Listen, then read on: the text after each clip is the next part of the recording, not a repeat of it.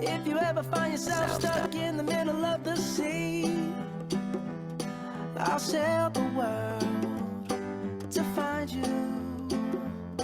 If you ever find yourself lost in the dark and you can't see, I'll be the light to guide you. Find out what we're made of when we are called to help our friends in need. You can count on me like 1, 2, 3, I'll be there. And I know when I need it, I can count on you like 4, 3, 2, and you'll be there. 'Cause that's what friends are supposed to do, oh yeah. Ooh,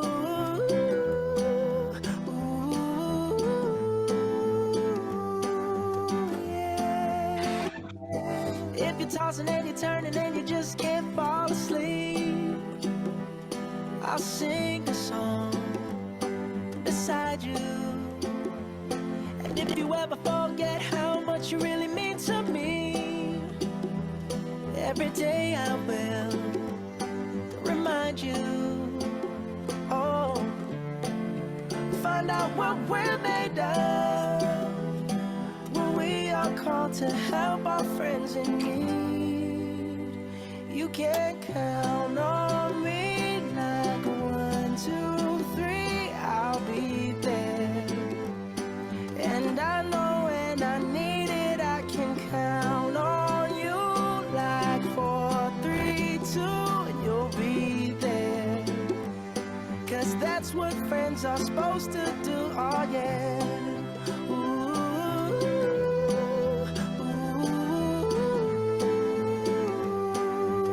yeah, yeah. You'll always have my shoulder when you cry. I'll never let go, never say goodbye. You know you can count on me like 1, 2, 3, I'll be there. And I know when I need it, I can count on you like 4, 3, 2, and you'll be there. 'Cause that's what friends are supposed to do, oh yeah. Ooh, ooh. You can count on me 'cause I can count on you.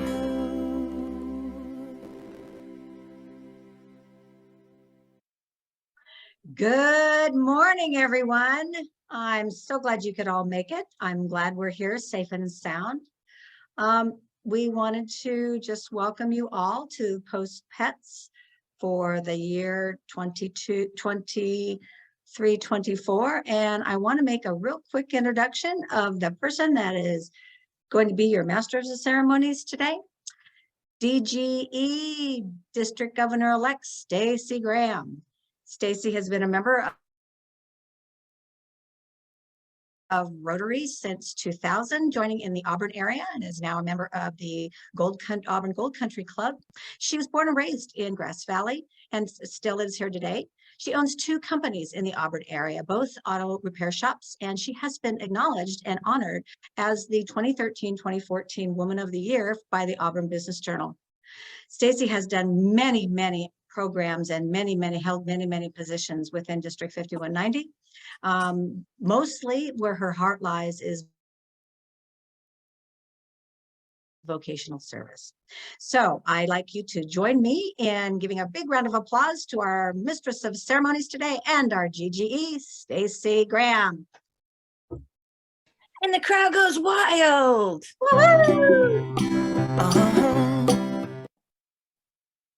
All right, how did everybody like that song, Inner Choice? Was that pretty good? That is actually a theme song that we worked on 3 years ago when we were coming up with the theme, and it really strikes a note with me with Rotary and Rotary from the heart. because that's what we do. We are always there for our friends in need. So thank you. Thank you very much for letting me share that song with you this morning. So first, before we get started, we are going to keep most of you on mute. So we will unmute you when we see that your hand's raised. We will unmute you when it's time to ask the question. For now, I'm going to ask everybody to look at their control panel.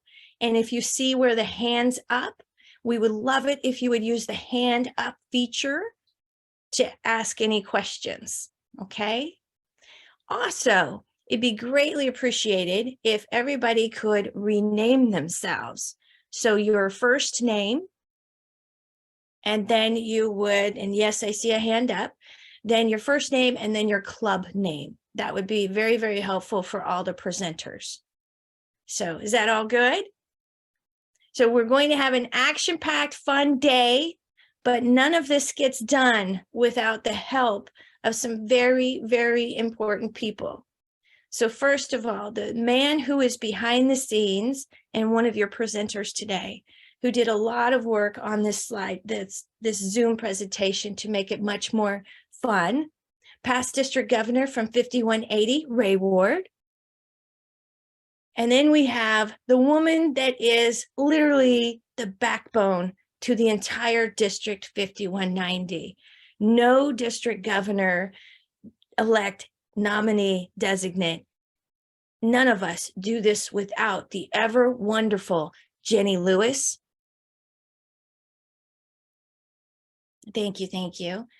We have also in the back room, handling some of the backroom functions, is none other than the most famous district governor nominee, Dennis Geer.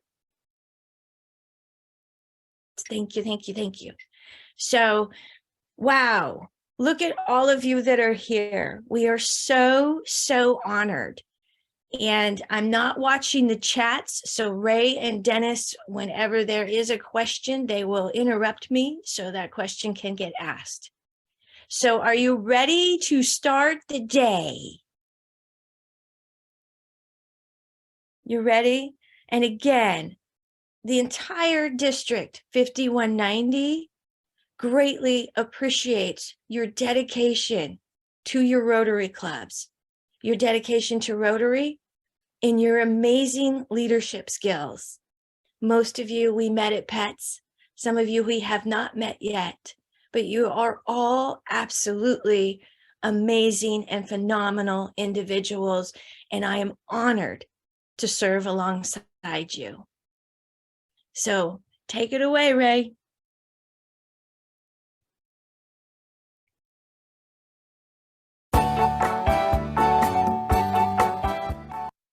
Hello, everyone, and thank you for joining us today. I've been tasked to talk about some of the club software that you can use to help your club and help your club strengthen itself and also in the future make better decisions. We're going to be talking about Rotary Club Central, and we're going to be talking a little bit about Club Runner. So most of you have come back from PETS, and did anybody out there feel like they were a little overwhelmed? Is this your greatest fear? This man right here is my great-grandfather. He's the first cat herder in our family. Herding cats. Don't let anybody tell you it's easy. Anybody can herd cattle. Holding together 10,000 half-wild short hairs, well, that's another thing altogether. Being a cat herder is probably about the toughest thing I think I've ever done. I got this one this morning, right here, and if you look at his face, it's just ripped to shreds, you know? You see the movies, you hear the stories, I'm living a dream. Not everyone can do what we do. I wouldn't do nothing else. It ain't an easy job, but when you bring a herd into town and you ain't lost a one of them, ain't a feeling like it in the world.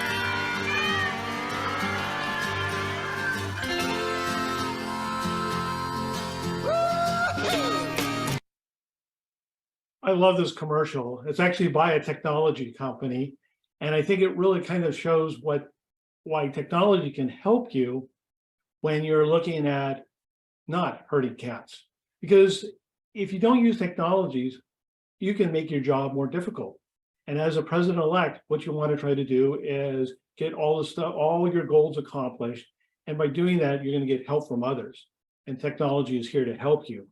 You know, a lot of you have probably looked around and said, you know, our club does things on paper, but I like this little cartoon here. It says that, how can you trust your information when you're using outdated technology? And it's kind of the same in Rotary. You know, a lot of times we're worried about thinking of and trying to do things with historic or memory of what we've done in the past. If it was in a place where we could see it and look at it and use it, then it's going to make it easier for you. Now, there was a couple of packets that I sent out, and one of them, as you'll see as we go through the slides, will reference different pages in that packet. And so you can go back and go into the details on how to do stuff. So we're not going to go step by step, but we're going to talk about the why you should be using this. What is the benefit for your club today and in the future by using technology? You know, a lot of times you've heard that there's certain information that they're asking you to input into Rotary Club Central or into Club Runner. And why are you doing that? You know, why should you do that? Is it because Rotary tells you so? Personally, I say no. It's not because Rotary does it, even though Rotary would like that information and Rotary can use that information to make decisions in the future, but it's not for Rotary. Is it because your lovely district governor-elect, Stacy, is asking you to do it? Unfortunately, Stacy, no, it's not for Stacy, even though she needs that information also to help with her plans and help serve you. It's really about your club. And so what we're going to be talking about is how you can use this information and why it's important for your club today and in the future. When we were at Pets on that final day, you received this green AHA sheet, and it had stuff like there that hopefully you wrote down. And I would challenge you to, after you're done with these sessions today, go back and take a look at it. I also included in the packet a simple strategic plan. So it's basically a worksheet also where you can put in ideas and information in there that you want to refer back to. And we'll even talk about it in part of the presentation, because here's a place that you can start building a strategic plan for your future growth. So if you haven't been on there, I'm sure you all have, but if you haven't been on My Rotary, you simply go to the RI site, you click the buttons and you log in. And then the first thing that you should be doing is Rotary is going to ask you to put in 4 different people on your board into Rotary Club Central. And that's the president, secretary, treasurer, and foundation chair. And the reason for this is really important. They want to communicate with those people, or they want those people to communicate with them. You as president, they're going to send you emails and information about different things that you can either implement in your club or that you may need to know. Your secretary is going to be adding members into your roles, or unfortunately sometimes terminating members.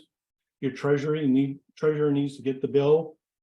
And your foundation chair, there's a lot of information in there that they need if they want to, do more and get more giving out of your club. So these are the essential people. And I know that you can do some of this with Club Runner, but for right now, we're going to talk about here. And as you can see, how you do that, if you're in the Rotary site, is on page 2 of that packet. But there's other people that should be in there also. I suggest you put in your membership chair, and we should all have a membership chair because that's how we're going to grow. Public image, club service projects, whoever's running those for your club.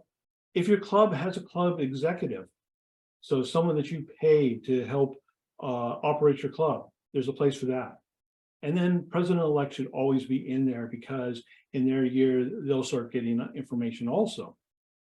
All these people should be in there. Why? Because Rotary wants to communicate with them. Think about this. Say that Rotary has a great idea on membership. If they send it to you, you have to take that information, and if you're the only one to receive it, and pass that out to other people. If they can send it to you, and the membership chair. The membership chair, especially if they have a committee, could be discussing it, coming up with whether they want to do it, whether it works for your club or not. And if they come up with ideas they want to do, then they can present it to the board. Again, why would you want to stop that information flowing to different people that need that information in your club? Or why do you want to be the person that has to redistribute it? I will tell you, as both a past president and a past district governor, you'll get your share of emails. So having other people working with you and having that same information is really important. The big thing about Rotary is they spend a lot of money putting in what's called Rotary Club Central. And I remember when this first came in, a lot of people says, wait, they're just wanting too much information. Why do they want all this information? But if your club had actively gone out and put information into Rotary Club Central, today, as you're trying to make decisions for your year as president, you would have those resources there available. If your club had decided not to put stuff in there, I would suggest you start doing it because, again, down the road, future presidents would like to be able to see some of the things you did, know what some of those things are, and be able to implement those things into the club. So it's a database of information. Personally, I'm a sales and marketing guy. I've been a director of sales for companies, worked for large Fortune 100 companies, and data is one of the most important things you can use to make good decisions in the future. Here's a place to do it. Like most situations, you have to put the information in order to have it available for you in the future. So let's talk a little bit about Rotary Club Central. First of all, there's the instructions on how you can access this. This is something I would encourage all your members because a lot of the information in Rotary Club Central is there and available for all your club members. So if you want members that really want to help the club strengthen themselves and grow, let them know this is the place that you're putting that information so they can see what you're trying to do and they can get excited and help you achieve your goals. The first thing that will come up is a bunch of reports. And I think these are some great things. These will answer a lot of the questions you need for those 3 basic goals that you're asked to put in. You're going to be asked to put a membership number in. You're going to be asked to put an annual giving number and an Napoleon Now number. And some of that comes up really quick when you first get into Rotary Club Central. For other goals, for those goals and for other goals, you need to set those within Rotary Club Central. And there's a section here, starting on page 14, that shows you step by step, how do you do that? And of course, on a lot of the goals, you're going to want to give progress to show you how you've gone towards achieving those goals. Some of them you don't have to worry about. Obviously, when you're putting in your membership numbers, so you bring in a new member, Rotary knows that and they can add that to how you're doing against your goal. But on other things, like on a club project and stuff like that, Rotary has no way, and they're not collecting that data any other way other than you providing them with that information. So again, you should have someone in your club that collects those different goals that you're working towards and puts in the data that Rotary is asking for. If you do that, it works out a lot better for you, and you can really, again, start seeing how you're progressing toward those goals, and your club members can see that also. With that said, there's a couple of reports that I think that you should really take a look at.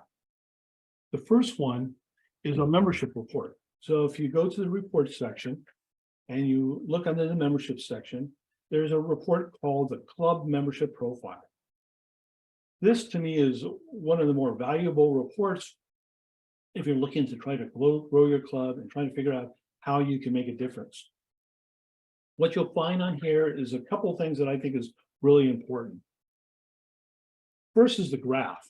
There's a graph that is placed there. And what's great about this graph is that you can get a kind of a history from 2013 to today on how your club's doing. Hopefully it's going up, but if it's going whatever it is, whether it's flat or maybe needing some work, you can see that very visually. And I think it's a great way to see kind of what's the health of your club today compared to 2013 and the years since then. The other thing that I think is really important is if you go on the very bottom, if you're putting in accurate information, it shows you why people have left your club. You know, we talk a lot, and you heard it at PETS about retention. But if you don't really know why people are leaving your club, you can't see if it's something that the club can work on or not. You know, obviously, if people are leaving because they're moving out of your area to different areas, so they're not available to be part of your club anymore, that's something you really don't have control over. Unless you're running them out, that's something that is just something that's going to happen. But there's other ones that you may have control over. Are they getting along with the other members? Are they getting the value that they expected out of the club? So if you put in accurate information, now you can go back and take a look at why it is, and you can actually work on issues if you see a trend going on from year to year. The last section is there's a section up here where it talks about each year, the number of people that have left your club. And if you look at the simple strategic plan, there's a section in here for setting your membership goal. And I think that a lot of times people say, you know, we want to be +1. So we just got to bring one new member in during the year. But that's not true. If you use the simple strategic plan, you'll see there's a couple of different spots you can fill out to do a little calculation. The first thing you're going to do is say, what do I want the size of my club to be at the end of my Rotary year? So let's just take my club and say that we want to be at 36. And now you have to estimate what you think is going to be in this Rotary year. So the start of your Rotary year. You know, we got a pretty stable membership right now. We're doing quite well. Don't expect to lose anybody between now and the end of the year. So let's say it's going to be 34 at the start of your year, and at the end you want it to be 36. So you want to grow +2. But how do you figure out what you may lose? So if we look back at the last 4 years, not taking into account this year because it's not done yet, we've lost 10 members. And if you divide that by 4, that's 2.5 members per year that on average we're losing. Those 0.5 people are hard to keep in your club. But if you just look at it, so now you can say, hey, you know, I think we're going to work on retention and only lose 2 members during that year. So what do you really need to bring in? We don't need to bring in 2 members. We need to bring in 4. So this is something that you can actually have an accurate, and you can be having that discussion both on new members as well as retention with real data. But it's also something to look at. I was seeing some statistics from Rotary International, and the average club is actually losing 15% of their members per year. So hopefully you're a club like ours that is doing much better than that, and only, you know, we're losing a lot less than 15%. So take a look at the data, and this is, again, data is a way that you can make good decisions in the future. A couple of the other reports that I think you should take a look at is under the foundation report. And Doug may be talking a little bit about this, but there's a report called the Club Recognition Summary. And this actually gives you the information on all your club members. And it shows who's doing Rotary Direct. If you're not familiar with Rotary Direct, find out. It's a great way for people to give because they can give on a monthly basis, quarterly basis, or an annual basis. It just comes right out of a credit card, which is how I do it. Makes it very simple. It also shows where they're at in their recognition points towards Paul Harrison. One of the things I did when I was club president is our club had a lot of recognition points. So we ran a contest that during the year, if you'd give $100 to the Rotary Foundation, we'd match it by 100. And we really targeted the people that were somewhat close to getting their next Paul Harris. So at the time, my club had 40 members, and we had 19 people either get their first Paul Harris or get their next one. But we used this report so we knew really who to target. and see if we could get them to maybe contribute a little bit more this year than they would in the past in order to get some more recognition. There's also a report, if you're interested, that talks about people that are part of the Paul Harris Society. And, you know, those people are people that are giving $1,000 a year, and that can really give up, really increase your giving as a club if you target those people.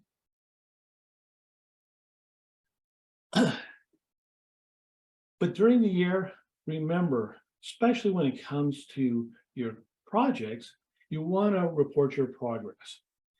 And so you can be continually going in there, whether it's on certain goals, and put in those progress reports, because it's really important to have, again, accurate information. And I think that what I've seen on boards that I've been on in the past, whether it's in Rotary or the chambers like that, a lot of times we guess. And, you know, have you been at the board meeting where what happens is, you know, someone says, you know, we should do a project just like we did 4 years ago. Someone says, that's a great idea. How much did it cost us? And you got someone going, you know, it was like 500. No, it was, let's say around 750 is what it cost us. Because no one really kept those records accurate from that time. And they go, well, how much time did it take us to do it?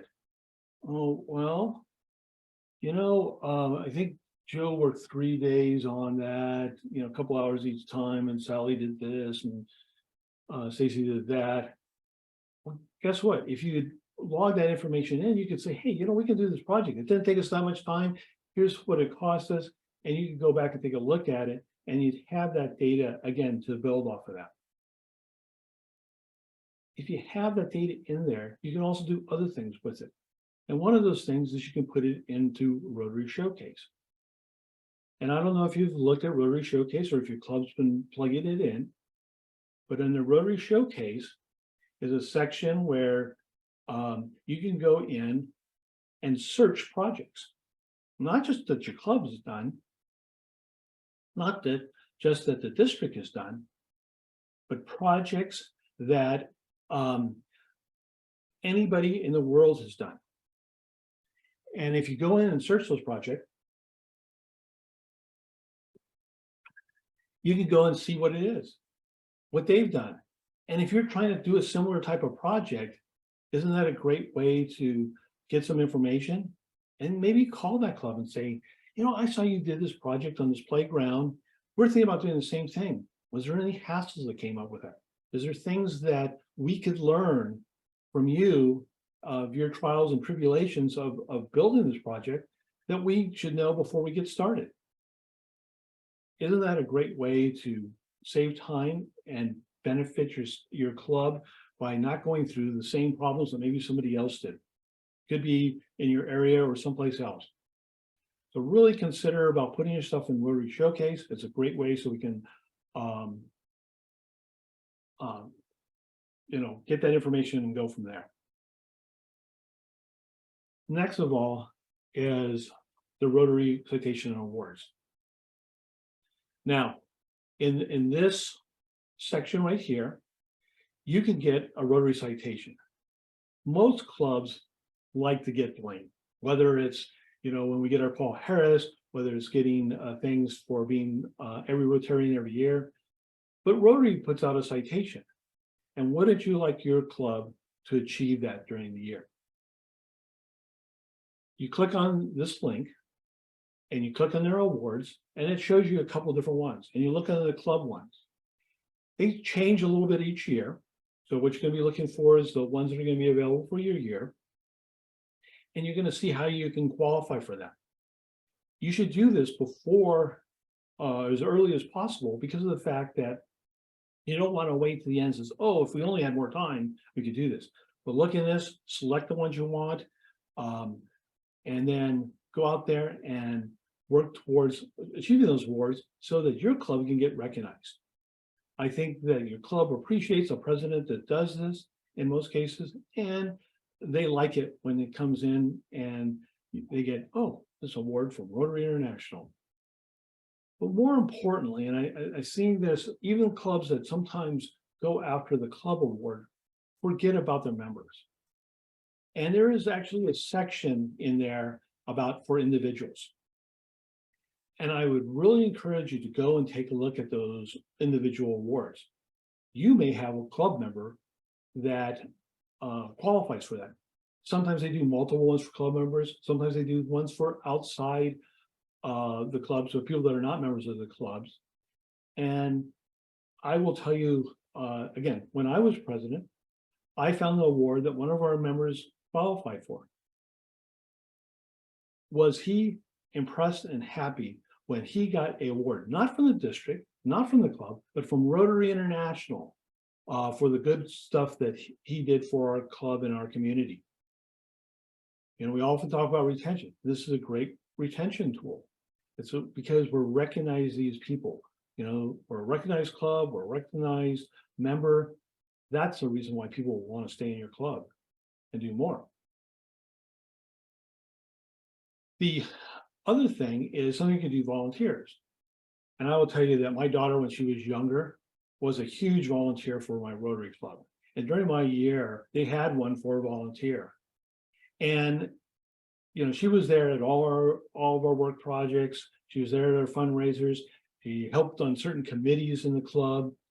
But she was young. And I says, I brought it to the board. Don't we think that she fits this category? And the board agreed with me, and we gave her that.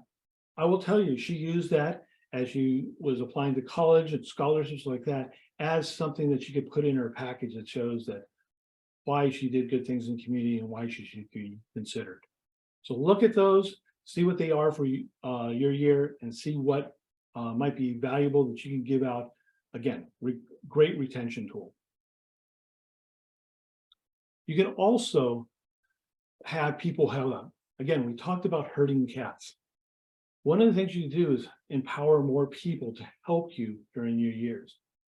So one of the things you can do is all the people that you set up as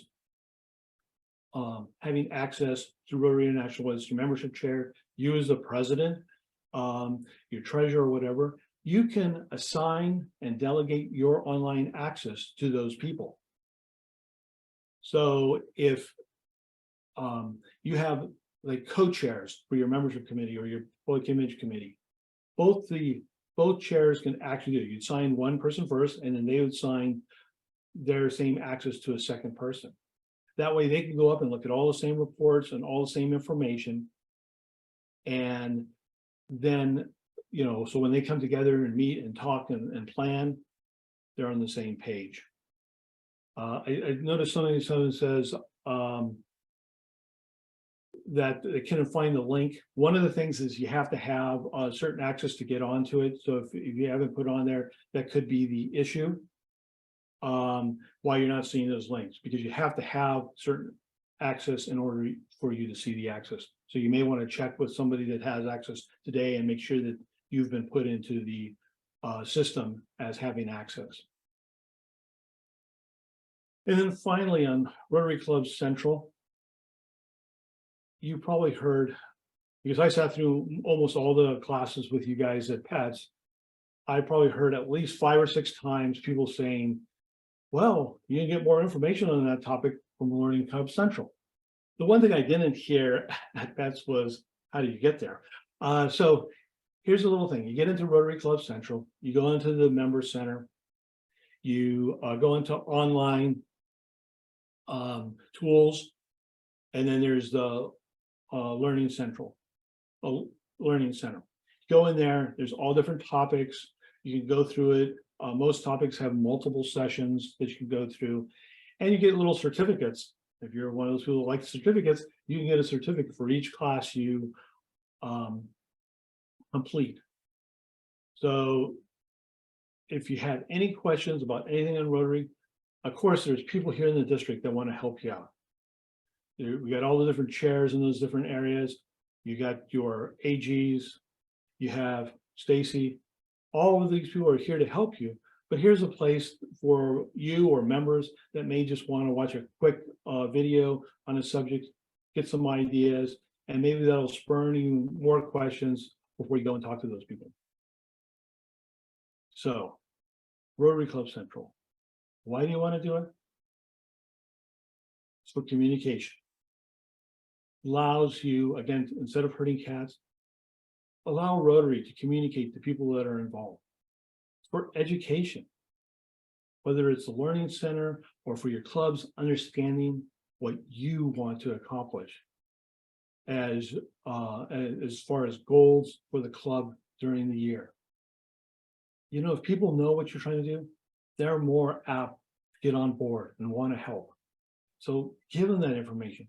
You know, really let them know how they can help, and let them show their hands. Say, you know, I have areas that I can help you with. And then the last thing is having the goals and the results, having a plan. You know what? If people know what your goals are and know how that you're working towards it, and you're getting close to hitting those goals, they're more apt, again, to help. And that's what you're really trying to do. Stacey, you said there was a question? Yes, I'm sorry to interrupt, and thank you very much. But we have President-elect Janet has a question in the chat that says, can you show us exactly where to enter our board members for 2023, 2024? Okay, I can't because I don't have that up right now, but I'd be, Janet, you'd be willing, if you want to give me a call, I can sit down and do it. Again, in the handbook is the instructions that Rotary put out. If those don't help you, please contact me afterwards and we'll sit down and we'll do a one-on-one together to do it. Or if you feel more comfortable, your AG should be able to help you with that also. And past District Governor Ray, we also have a hands up from Randy, the area governor for Area 3. Hello, Ray. Hello. I've got a quick question. It has to do with being accurate on reporting data in Rotary Club Central. And this was brought to my attention by the President-elect Brian of the Tahoe Incline Club. He noticed that about more than half of his clubs are non-reported for their age data, and all the dates of birth are in Rotary Club Runner. So all that information is inputted, but it doesn't seem to be syncing with RI. And then he also identified a staggering statistic that there are over 8,000 non-reported ages in our district, and we can't seem to get an answer on that. So if you don't know it now, we can circle back and try to figure it out. Because, the Truckee Club has 49 unreported, which doesn't make sense to me. Okay, some of that is comes back to the fact that, and I'm going to be talking about Club Runner here in just a minute, but one of the things is Club Runner and Rotary International's website only goes one direction, it goes from Club Runner up to Rotary International. And if that information wasn't there at one time when that information was going up, they only do the initial feeds. Now, there is a way that you can sync the data. I don't have that as a slide, but if you go into the membership section into Club Runner, there's a way you can sync, and you can, if you see the information is not the same in both, Club Runner helps you sync that, or else you have to go into the Rotary International one and put that information in. And especially for an older member, that was before you might have had Club Runner. I've heard that complaint before, and that just means that someone has to go into the roles into Rotary International if they can't get it synced up any other way and change that information.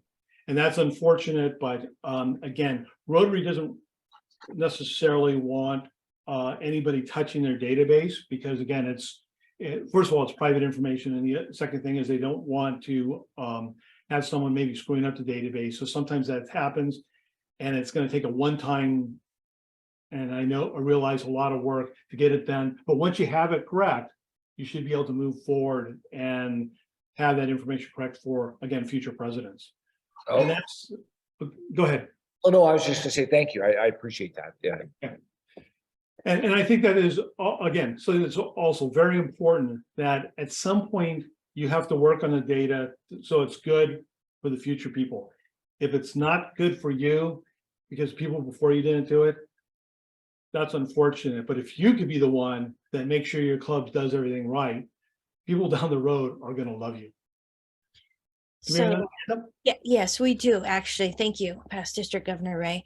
We have a couple items in chat, and then we'll refer over to Area Governor Nora. So one of the other things, the fabulous, wonderful Jenny Lewis sent out a couple of reports to from the area governor, incoming area governor Joe Walz, which is actually serving as club president right now for Carson, that has specific directions in regards to Janet's question about where to enter these items. So you all should have received those wonderful reports. So please refer back to those. If you need them again, send me an email and I'll be happy to send those out again. The other question that we have in chat from President-elect Liz is, where do I find the awards report? Okay, so if we go. If you go down under Member Center, you'll see highlighted here, it says awards and recognition. When you click on that, it'll have a link there to the awards, and then you have to select what type of awards. Again, these are also in the big booklet I put out.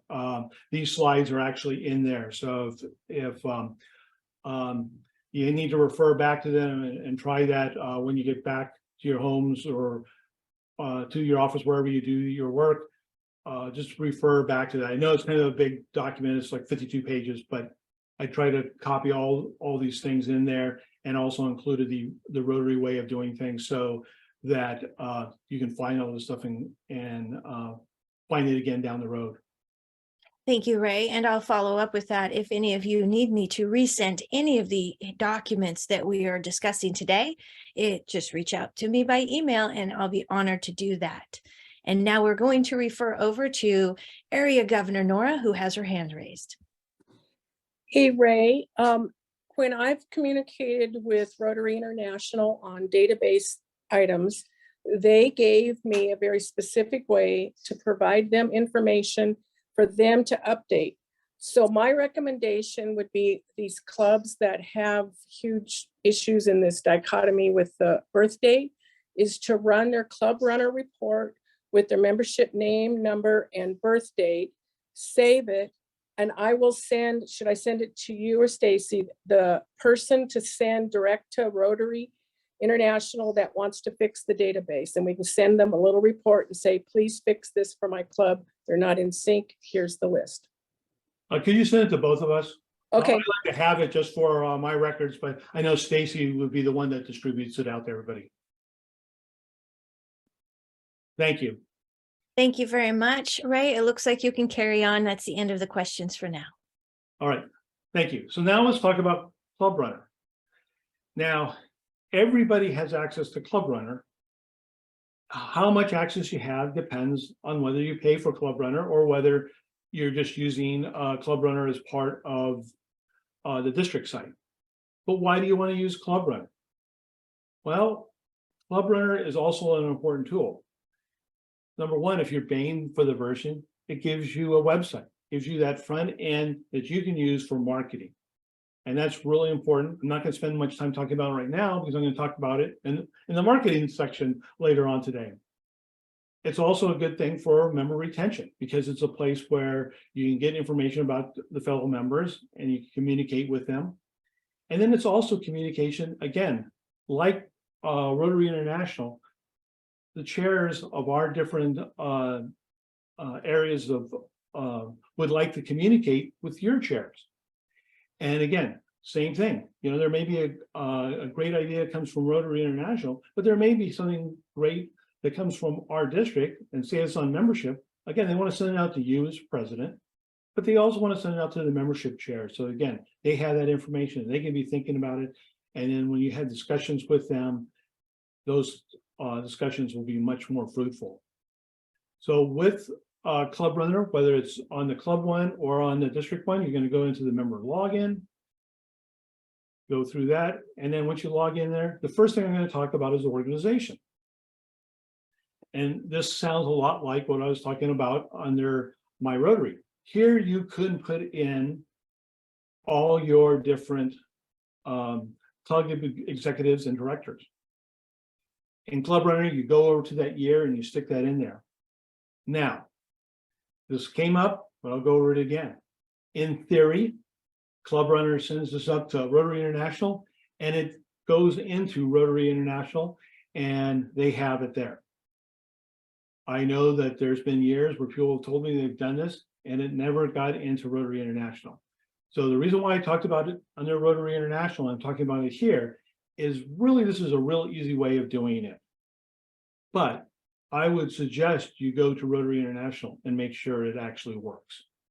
Again, since it's a one-time stream, if that stream went up, didn't get entered correctly or whatever, then you just need to know that it's not there. But it's really simple. You go and you click on the year. You select whether you want to roll it over. So if your board's mainly the same from one year to the other, you can.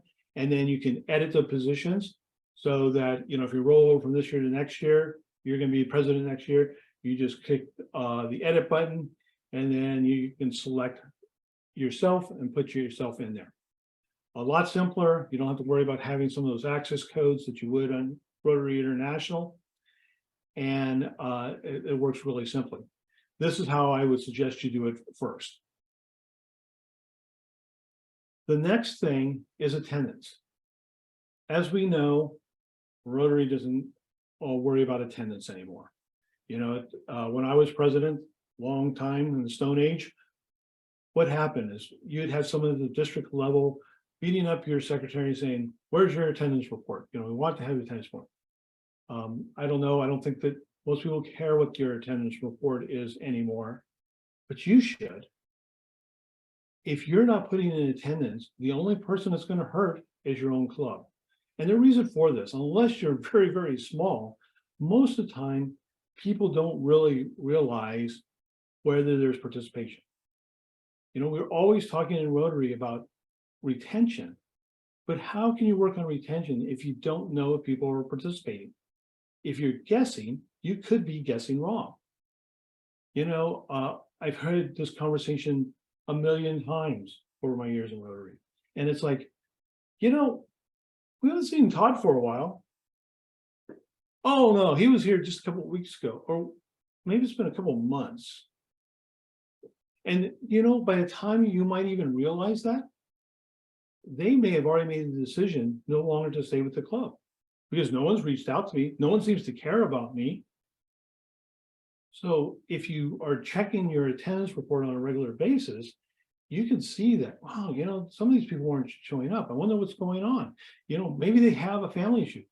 You know, Rotary, we're a family. If they're having a family issue, a health issue or something like that, shouldn't we at least reach out and see if we can help? But if we don't know, if we don't realize or don't reach out, how do we know that? So again, attendance is for your club and for long-time retention of your members. Not only put it in, but also review the reports every so often to see who's showing up and who's not. Communications.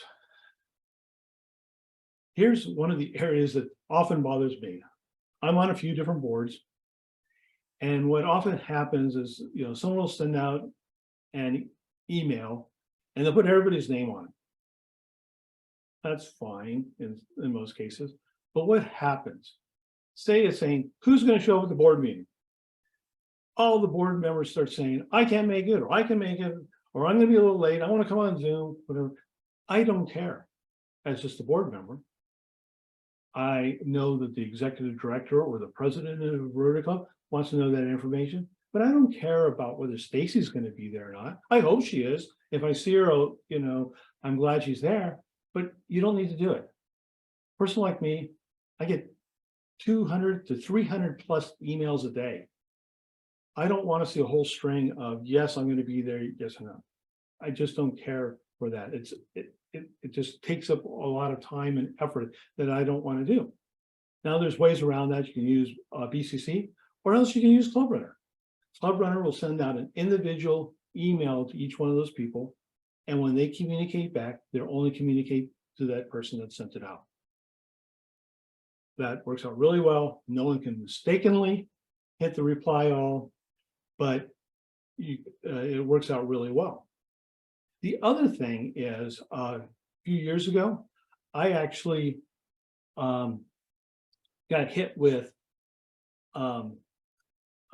being put on a spam list, and I could not send emails to AOL. And if you send out a lot of those things with a lot of different people on it, that can happen to you. It took years before I get my service provider can get me off that spam list. And finally, at just some point, AOL released me and allowed me to send emails to their people. So it used to be hard. If I had someone that had that kind of email, I had to go into one of my other services to send them an email. So the third thing I think that's really nice about this is you can actually check and see who opens the emails. You know, if you're not getting great response from your emails, you can go into Club Runner, you can look at the list and see who opened your email and who didn't. This may give you an idea, again, when you come to the retention things, are you losing people with what you're doing? Maybe you need to talk to some of these people that are never opening them and find out why, and maybe change some of the things you're doing to be better suit them. It's a great way to do things, and I like using it. I saw that there's something that someone said, repeat BCC. Again, if you think you have to send it out to a large group of people and you don't want them to be able to reply all, you can, instead of putting their names under the to or the CC, you put it under the BCC, and they can only respond back to the sender. Ray, we do have a hands up, pretty please. We have Okay. President-elect Tony Taylor has his hand up. Yes, Tony. Tony, we need you to unmute there. Okay, can you hear me now? Yes, we can. Maybe it was my lack of understanding of the email function, but when I sent an email to club directors, they did not see on the email they received who else had gotten it. And if I was looking for them to respond all, they didn't have a way to do that. Is that just a function of the way I set it up? Well, they will not be able to respond to all if you do that. So if you want to have conversation, you do not want to use that. Now, Club Runner used to, and I haven't used this in years, so I still believe that function is probably there, that you can click a button that will show you all the people it got sent to. But I'd have to go back and check because, again, I haven't used that function in probably at least 5 years. So you can look at that, but I would say that if that's the case and you want, the board to have a discussion on something as opposed to just respond to you, then putting them in the to button or the CC button is the right way to do it. So next, events and volunteering. There's two portions of Club Runner. Of course, you want to have your events out on your website. Even though I noticed that a lot of times clubs don't do this. Think about this. Again, one of the key audiences you have that you're trying to engage in Rotary is your membership. And if you don't have the events out there, if they just know that an event's coming up and they can't remember what it is, why make them jump through a lot of hoops to find out? If it's on the website, they can find it out. You can even do things like, say you're having a social. Now, you're not going to want to say that it's at Stacy's house because you don't necessarily, Stacy's address. You may not want to publish that, but you could put it as at Stacy's house. And then what happens is members can go in, look at what Stacy's address is and do that. But have that information available so people can refer to it is really important. For other events that you want the public to attend, you want to have that information out there so they can see it. So it's really simple. You just click on add an event. It's a really simple form that you fill out. The one thing we would say is there's a button that you can actually put it on the district calendar, but unless you have authorization to do that, we don't want every event for every club on the district calendar, because then it gets so convoluted, people won't find the key events. But if it's a fundraiser like that, you could ask the district if you can put it on their calendar, and then they can go from there. But again, have that available, because it's a tool that's not only good for events that you want to invite the public to, but also events that you want for your club members to attend. So finally, why do we want to use Club Runner? If you got the full one, you want to market. It's important. I'll be talking about that in the marketing session. You want for member retention. You want to know why people aren't there. You want to know how you communicate with them better. And then you want to allow the district to give you ideas and concepts. Doesn't mean you have to use them, but at least get those ideas to you so you can understand them and decide whether they fit for your club. It was Paul Harris, who we know, when you think about it, Paul Harris passed away in 1947. But he said something that I think is really remarkable when you think about it in today's world. He says, this is a changing world. We must be prepared to change with it. The story of Rotary will be written again and again. If we do that, you can understand why not only will it be easier than herding cats, but if you use technology, you can help yourself today and help future presidents that follow you. Thank you. Any other questions, Stacy? I do not see any hands raised. I don't see any questions in chat. If you do have any other questions, now is your chance.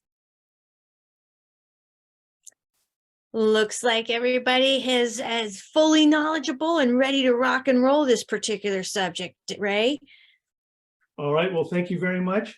And I'm sorry, Ray. I'm very sorry. Okay. President-elect Terry from Nevada City 49er Rotary. He does have a question. Terry, take it away. Sorry, I couldn't type quite fast enough to get it in there, so I just said I have one. If we are, for instance, when I go on Club Central and I see that I'm listed as president next year, but some of the things are not available to me, whom should I speak to about getting that? I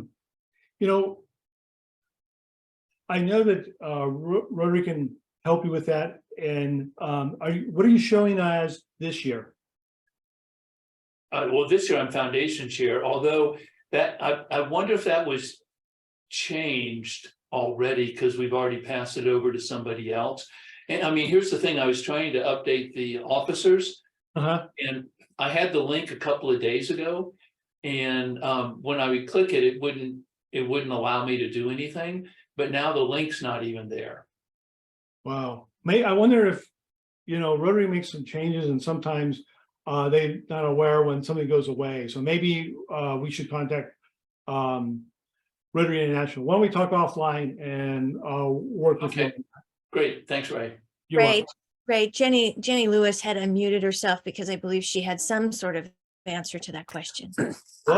I'm suspecting that you won't have access until July 1st when you officially become the president. I don't think PEs have access.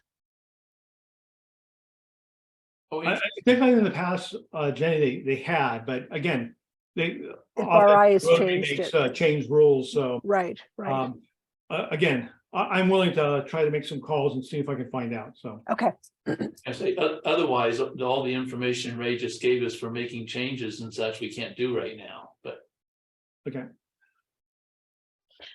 So also your current sitting club presidents and your current sitting club secretaries have access to that. So you can always reach out to them and ask them to either A, give you an access level of 30, I believe, or B, ask them to go ahead and enter all of your incoming officers and everything else so you get that all ahead of time.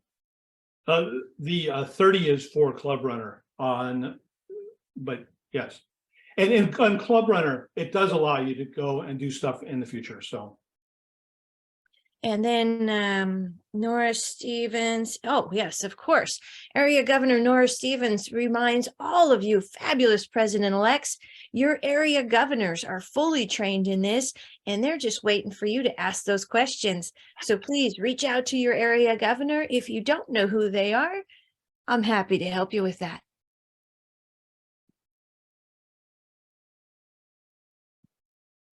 And I think that is all the questions I can see for now.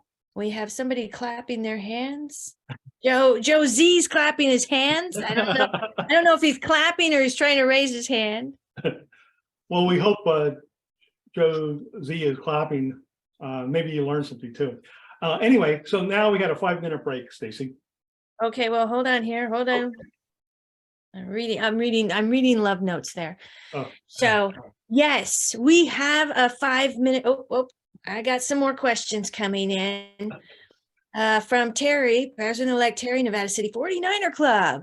I'm thinking we should get someone in our club who likes to do this sort of thing, who likes to take it on as a role for multiple years. And then the presidents don't have to worry about it or learn about it. And guess what, Terry? I'm going to let you know that I'm current sitting club secretary for Gold Country Rotary, and I do that all for the presidents. So your secretaries are always right there to help you out also. And then, Terry, and Terry, someone that can do that, if the presidents want to, again, delegate their rights to someone, that person would be able to do that for them. And that's a great idea. And now we have past District Governor Joe Z has his hand up. Take it away, Joe. Ray, when I raised my hand and clapped, it was kind of both. So you did a great job. Thank you. And I had scheduled myself as part of admin to talk quite a bit about Club Runner, but you have covered most of that. But one thing I was going to get your opinion on, I've often thought that it's a good idea for club presidents to recommend that each member log into Club Runner and verify their own personal information. One of the benefits of that is that it's really easy to pull reports in regards to member birthdays and anniversaries coming up, as well as Rotary birthdays. So it's always a good idea for the president to have that information so they can recognize those members during the meetings. That's a great thing that you can do. And as you probably know, Joe, I didn't mention it, but maybe you were going to mention it, is there's a link that you can send out an email to all your members to ask them to update their information on Club Runner. Very good. Thank you. All right, my friends, we are now ready for a little 5-minute break. And guess what? We are ahead of schedule. Yay! So look at us go, just flying through this stuff. That's because you all are amazing. So we're going to take a 5-minute break. So we'll see you back here at 11:05. Go stretch your legs, make another cup of coffee, put a log on the fire, but we'll see you right back.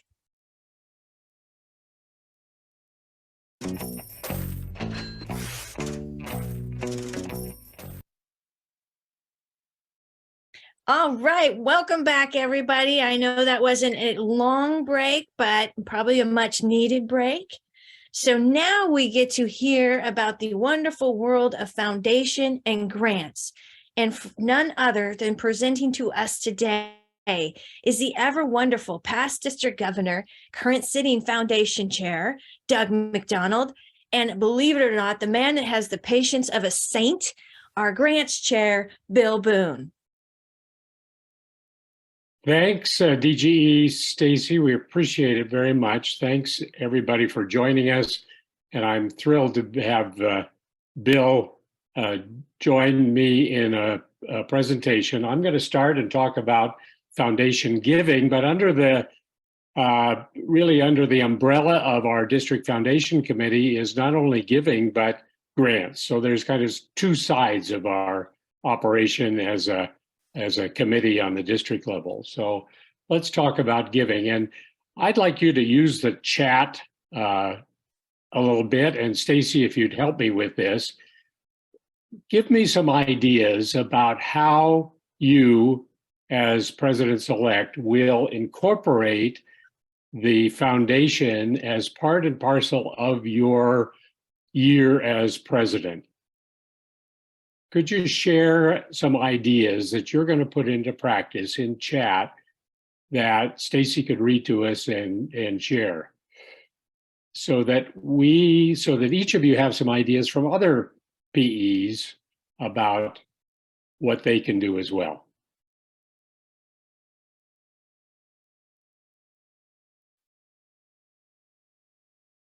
Doug, we have one that is President-elect Tim from Tahoe Douglas. Work towards 100% every Rotarian every year. That is going to be critical because, and even 100% every Rotarian every year, which is giving to the annual fund, this year, PEs need to work with their club to be sure that their club has 100% EREY, and that's defined as every member giving at least $25 and the average gift of $100 for your club to the annual fund, because next year, DGE Stacy is going to recognize with bonus funds those clubs who are EREY qualified this year. So it's a direct impact in how many dollars you'll be able to apply for grants for next year. Stacy, did you want to just expand on that a little bit? No, not right now. I got a bunch of questions coming at me, so I'm reading them as fast as I can. That's great. Give us another idea. All right. President-elect Janet from Truckee Noon Club, frequent emails and verbal reminders about Rotary International fundraising efforts and focus. That's great. You know, during the year, we sometimes have disasters in the world, and Rotary puts out a plea for disaster funds, and those go to our foundation, typically give you Paul Harris Fellow credit, and the funds can be applied for by districts or clubs to put grants into place around the world for these disasters and other things like that can be communicated during the year. So that's wonderful. A great idea. Thanks. How about another one, Stacy? We have Terry, President-elect Terry from Nevada City 49er Club. He is looking forward to doing monthly foundation moments, telling stories of how the foundation projects are making a difference in the world and his community. Have been reading my epistle that I sent out. It was sent out yesterday called Key Steps for Foundation Giving 23-24. Having a regular foundation moment at your club meeting can put the spotlight on a specific area of the foundation, of foundation giving, and keep reminding our members about how they can give to the foundation and how they will be recognized as well. You know, the foundation is one of those umbrella things that keep us together as Rotarians, not only with our neighbor clubs, with the clubs in our area, with the clubs in our district, but clubs around the world. It's one of those things that hold us together as an organization. So it's important to be reminded about that. Another idea? President-elect Shannon from Grass Valley South Rotary has the same idea as Terry, but she also said she would like the foundation chair to give us up-to-date reports on everything that's going on and let the club know. Not only that, but you can call on me or any of our foundation committee members. If you don't know who they are, you can go through me and I can contact them. And foundation committee members, and we have a good dozen and a half committee members, can want to come to your club and provide a program about the foundation. They can be the speaker for the day, answer questions, focus on the foundation or their particular area of focus and giving, and tell great stories about how the foundation has made an impact and improved people's lives. So thanks. You want more? Sure, if you got one more. These presidents are absolutely amazing. They have some some amazing goals and everything. There's still a lot in the chat bar. So one of the things I'm hearing is educating our members, migrating our members to become Paul Harris givers. Past District Governor Steve Lewis proudly says our foundation, he wants to focus on the fact that the club members should feel buy-in, so they feel part of the RI goals, and enlighten members about how many ways to give to the foundation. There's just tons of them, and I can't stop reading them all, and I'm so impressed. But Doug, Well, I'll send you a whole list of these. Great. Better yet, send it out to the club president so they can use it and put it to work. I would suggest becoming familiar with what Ray talked about, the club recognition summary and the foundation banner report. Those two reports talk about individual Rotary members in your club and their giving history and how close they are to their next Paul Harris Fellow, where they've given last, and how close you as a club are to receiving the banner. So those are great reports that you can look at, and Ray was right on in mentioning about how you can use those. Also entering goals. Again, choosing a goal, not because it was your goal last year or because it's close to what you achieved last year, but thinking about where you want to be as a club at the end of the year, and putting some thought behind your goals before you just enter a number into the goals, into the goal area.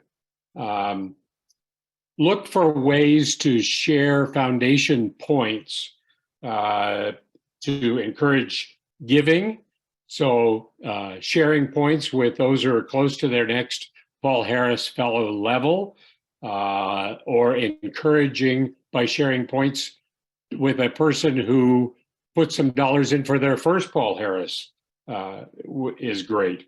You can also use points to honor community members. They don't have to be Rotarians, and you can use the Paul Harris Fellowship to present to a community member for good work, and it won't cost you $1 because you can use points towards that Paul Harris Fellowship and recognize first responders or a local hero of some kind. So that's another way to use points and keep in mind the Rotary Foundation in the eyes not only of club members but in the community. I'd schedule also a club meeting to sign up your members as Rotary Direct members. You could have a club meeting, maybe it's a social where a couple of Rotarians bring their laptops, sign people in, put in their credit cards, and show them how easy it is to give through Rotary Direct on a monthly, quarterly, annual basis. If you put in $10 a month, you're $120 by the end of the year. You're that much closer to your next Paul Harris Fellow, and you're a sustaining member for the year as well.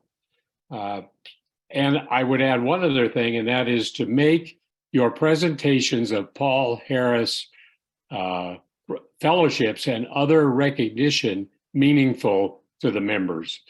Don't just say, this envelope came, I want to give it to member Joe for their next Paul Harris Fellow.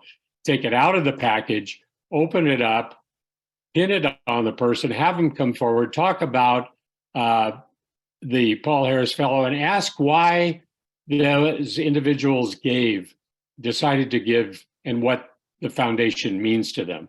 That will mean a lot to your club members.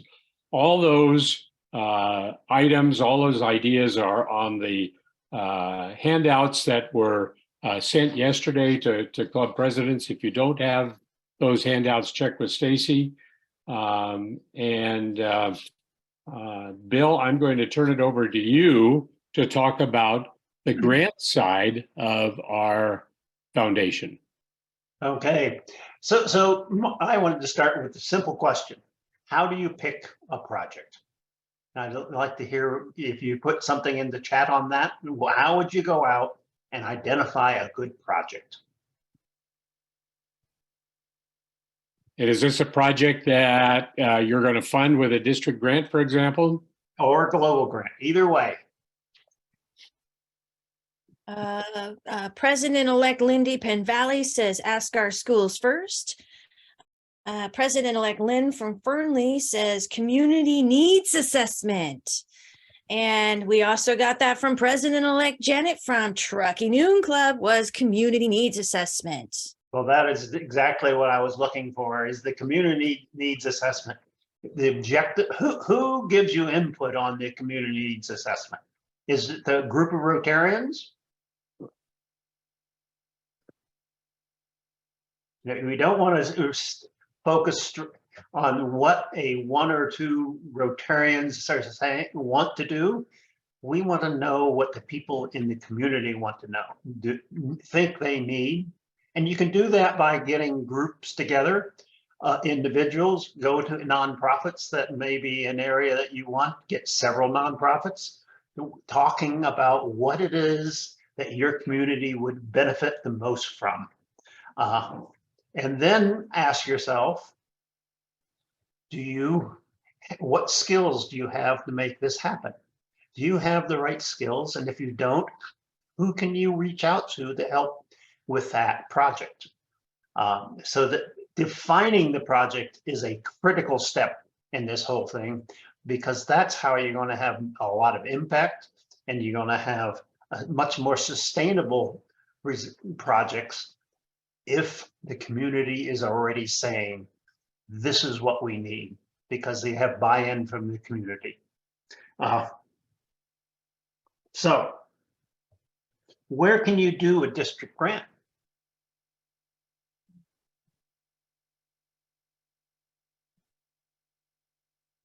Is it just?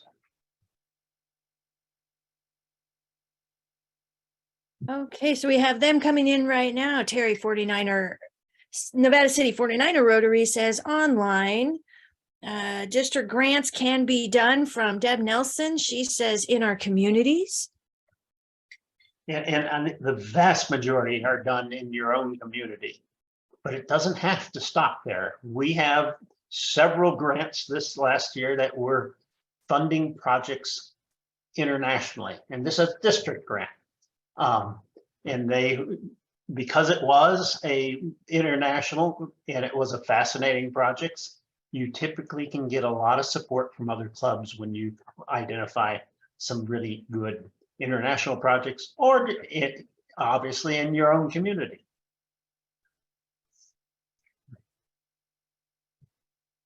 And where can you do a global grant?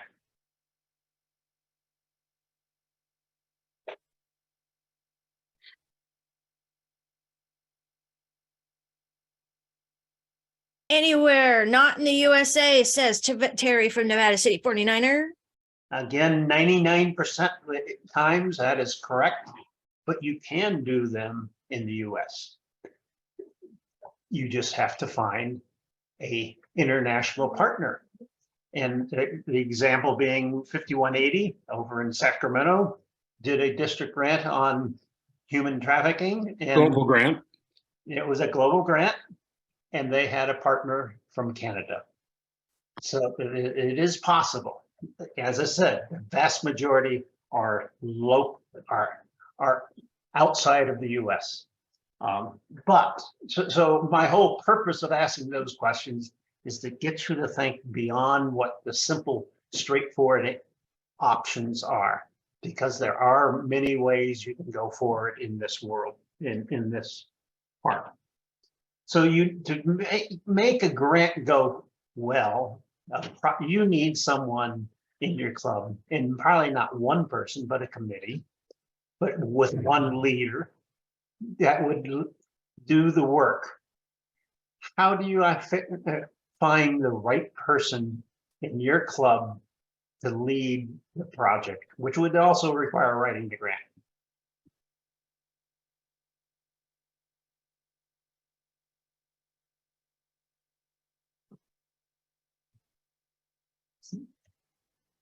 Again, Terry, Nevada City 49. Hey, that guy's got on it. He says this great word, ask. Yeah, well, asking, yes. So you want to have someone that really wants to do it, but you want someone that has the right skill set. Yes, the passion for the project. I like that. But also the skill set, and that's why you need not just one person, you need a committee. Doesn't have to be a big committee. It can be 2, 3, or 4 people, but that way they all bring their own skill sets to bear on the project. That in the world I came from, teamwork was critical because you had so many different skill sets involved, and that applies here in Rotary just as well. We don't expect the president to chair the project, either a district or global grant. The president has plenty to do. They don't want to do that one. So okay, you have a project, you have a team. Do you have your MOU signed? What is an MOU?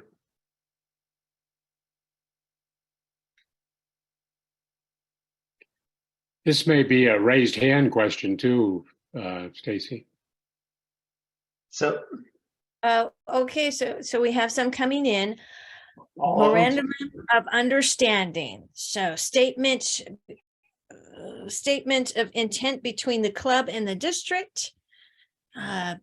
Great answers. So the MOU sets the ground rules of which you do work on projects and work with the district for these projects and with the money you get. That's really what you're doing.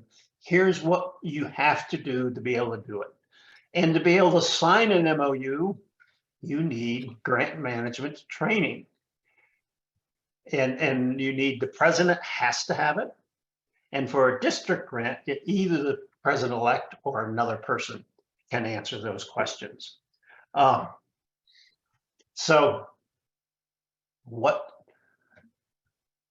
But they all have to be trained, do the grant management training that we do as a district. You don't, for a district grant, you do not have to go on to My Rotary to the Learning Center and do the grant management training there. To do a global grant, you need to get that training done. And in that, if you're doing a global grant, the president and the president-elect both have to have done the training and signed the MOU. For district grants, the MOU, we have a little softer approach. We allow the president has to sign and the president-elect or another person in the club that has been trained. So if you've been trained, do you know how long it takes you have for that training to apply before you have to redo the training? 3 years is right. Thank you. Deb from Cap City.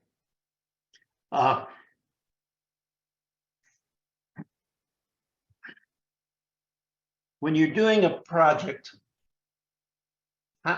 can you go out and reach out to a school and say, we think you need new computers and here's $10,000?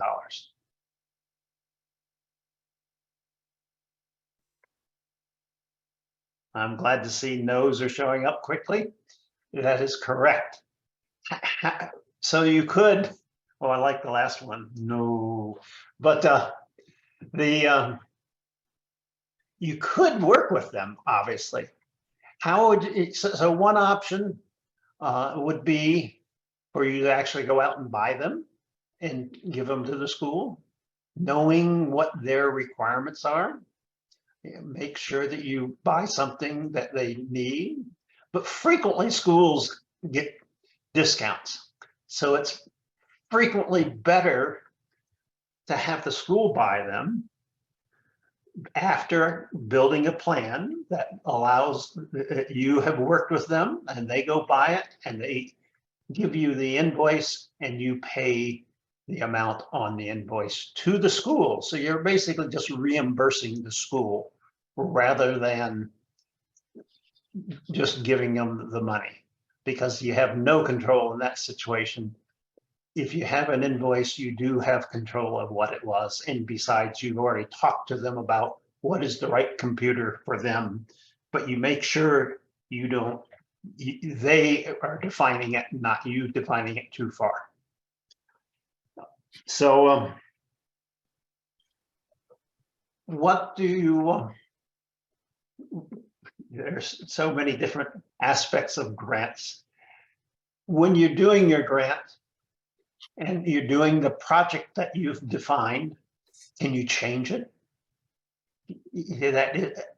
You've already written the grant, it's been approved, it's been funded, and you said, oh, you know, we think we should be buying iPads and not laptops. Can you do that on your own?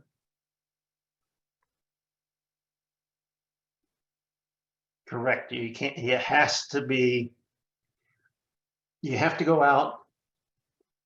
And if you find that you need to make a change, you need to start working with Doug and I and tell us what it is, and we can figure a way to modify the grant application to fit the need that you have learned in the process of trying to do the project, that you needed to make that change, whatever that change might be.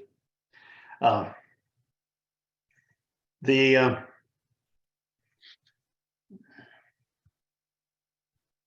are a lot of other types of grants. So one of those that is fascinating is project fairs. You know, project fair is put on in different countries in the world, where they bring a lot of clubs in from their and districts from their country and they are there to tell about projects they want to do. Did you know that you can fund through a district grant a person to attend a project fair in a different country? Now, you might not have enough to cover the whole expense, but you certainly can underwrite a good chunk of that. A lot of the project fairs are going online, so that it won't be as common as it was at one point, but that is still an option today.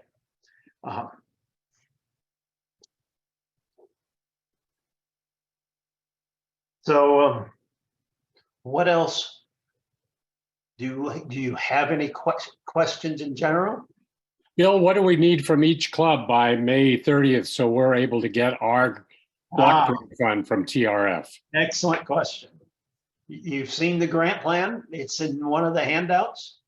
And if you have that, thank you, Doug. We need that filled out so that you can give us what you think you're going to do that year. It may or may not happen. You might down the road say, I need to make a change. But so you're not locked into what's said, but you're doing the best you can at that point in time.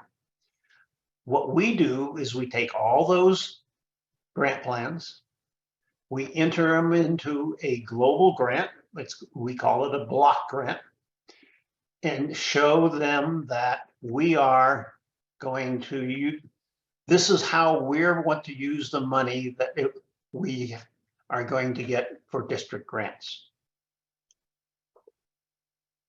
We submit that, and they come, after reviewing it, they send, if they approve it, they send the money to us, and that's when we can start funding district grants. The last 2 years, we've gotten the money in early September. In fact, I tried last year to get it in a little earlier, and it still came in September. But I'm convinced that if the earlier we get it in, the sooner we'll get our money. So if you can get it to us by the end of May, we can get it submitted sooner and be able to get funds and start funding district grants.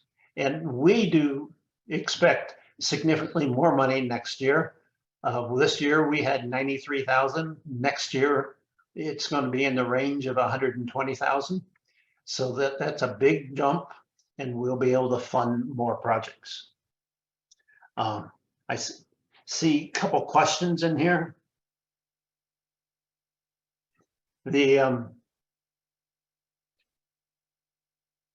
Yes, one of the things comment in one of the chat comments is make sure that you keep copies of all the invoices and all the checks. And because you need to make copies of those and upload them to the district grant. And if it's a global grant, you have to do the same thing. So that is very important as you go forward. And we will keep that moving. So the normal process, we will start as soon, and the grants, you can submit a grant through October 31. You can actually submit your first grant anytime during the Rotary year. But come October 31, we will look at how much money we have and how much we've spent and decide if we are going to let people that are clubs that have already had a global grant or district grant start a second one. If we think that we have the finances to do that, we will allow clubs to start a second grant at that point in time. And if on an occasion we've done it later in the year, we can even open up a third round of funding. So that is another option. Stacy, you want to read the other questions? Yes, because they are very, very important, Bill. So let me help you out a little bit here. Okay.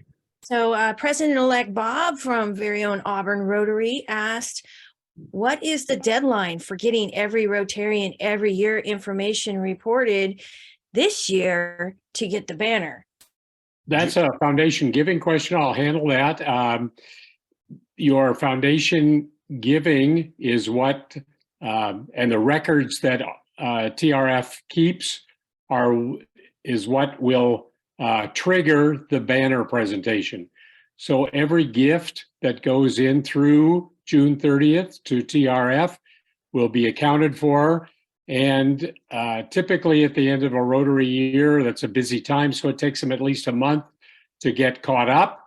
And once all the giving has been recorded through June 30th, the banner report will be automatically updated, and we'll know who is receiving the banners. Does that answer the question, Bob? Yes, he's nodding his head yes. Okay.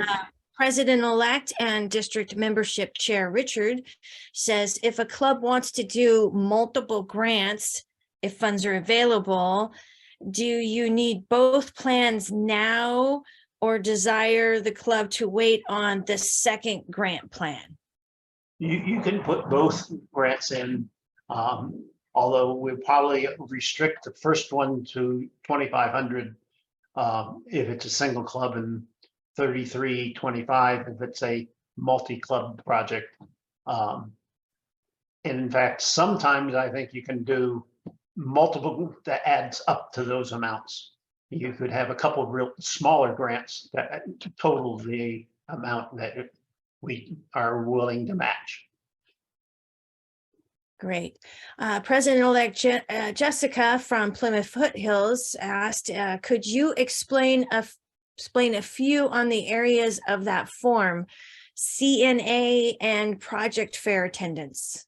Community needs assessments and project fair attendance both relate to doing something using a district grant, getting ready for a global grant. So a needs assessment done in another country to determine what kind of global grant project might be applicable and the club might do, and also sending a Rotarian to a project fair, as Bill described. Those are good uses for district grants. We haven't had any clubs in our district do that yet. I'm waiting for our first club to apply for those. Right, Bill? Yes, that's correct. Okay, so we have kind of two of the same. We have current sitting president and president-elect Claudia and president-elect Gail. Claudia is from Smith Valley. Gail is from the Rotary Club of Alturas. So Claudia says, can we start the grant plan as soon as possible and send it now before May 31st? With Gail following up kind of sort of on the same thing. But when is the best time to send the grant applications in? ASAP? When do you want them by? As soon as you're prepared to define what you want to do next year, you can send them in. We can start using them in the block grant that we're talking about. The deadline is so we can get the block grant done in a timely manner, but you certainly can send it in before that. And you can actually start to write your grant on the grants module in the district website as soon as you're qualified as a club, meaning that the president and one other person is trained and you've turned in your MOU, then you'll be able to go on and start writing your grant. Great, great. And so now we have another 3 president-elects. Boy, you guys are just really awesome. Terry, Nevada City 49er, Liz from Elko, and Tony Taylor. So basically they have every Rotarian every year is $25 a member and 100% average per member. Is that correct? That is correct. Well, we had one club whose foundation chair felt embarrassed to go ask a donor who's given $1,000 every year to Polio Plus to give another $25 to the annual fund in order to qualify. My suggestion was a couple things. You could have the club donate in $25 in his honor for being a Paul Harris Society member and contributing that, or have a club meeting where you're raising funds for just the annual fund and asking everybody to give at least 25. Right. And it's 100% of the membership has to give, and the average has to be $100. Right. All right. And Liz from Elko says, how do I find every Rotarian every year donation report for the year, not the all-time report? Under Rotary Club Central and reports and the tab called Foundation Reports, there will be a club, let's see, what is it called?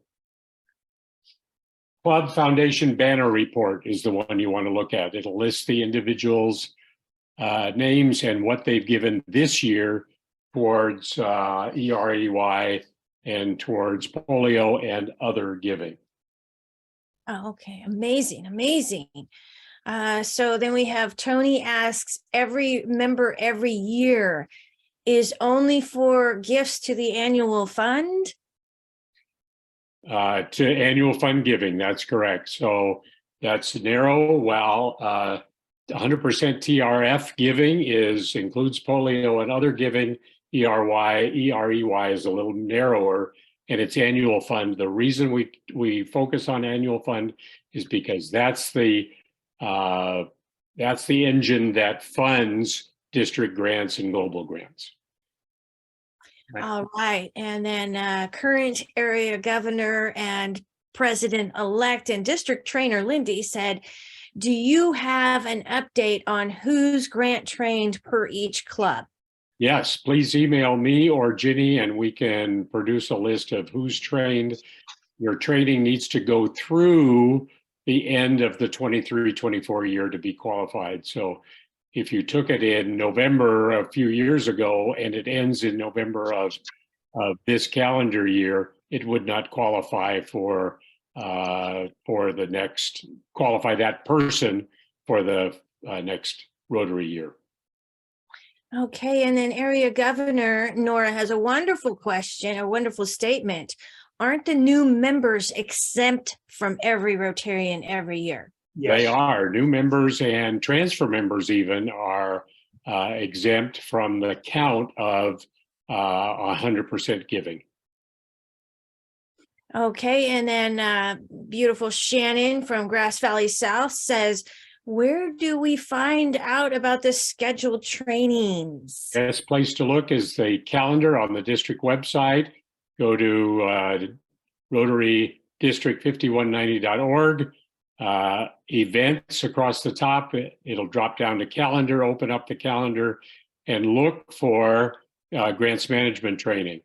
The next one scheduled is an in-person one on the Friday of district conference. We're trying to drive attendance there, so we haven't put on May, June, and following months Zoom training availability yet. But once we've decided those dates, they'll appear on the calendar. You'll be able to register and get a Zoom link for those trainings in the following months. Okay, and then President-elect from Alturas, Gail asked, if we did the grants management training yesterday, are we automatically added to a list, or do we need to? Oh, are you? You're on our list. Ginny Lewis will add names. I provided those this morning already. She's going to add those as being trained. And those are we'll check that plus the MOU. And then you'll be a qualified club able to open up the grants module and start your grant.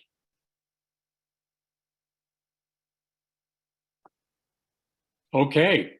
Well, thank you very much. Bill and I are always available for questions by email, by phone call. Our numbers are at the bottom of the sheets that were sent to you yesterday. And in addition, Steve Lewis, who's is a past district governor and responsible for fundraising areas, all of the fundraising areas and the recognition areas. His phone number and email is there too. And we're all pretty responsive getting your questions answered. Thanks very much, DG, Stacy, and all you great presidents. Thank you. All right, Ray.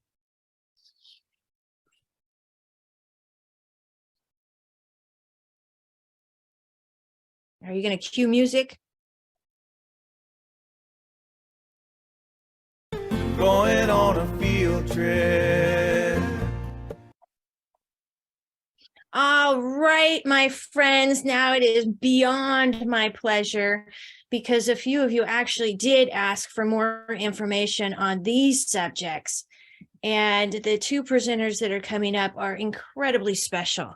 So the first one that will be presenting to us for Regal and Ryla is none other than past district governor and incoming vice governor, Tina Spencer Mulhern.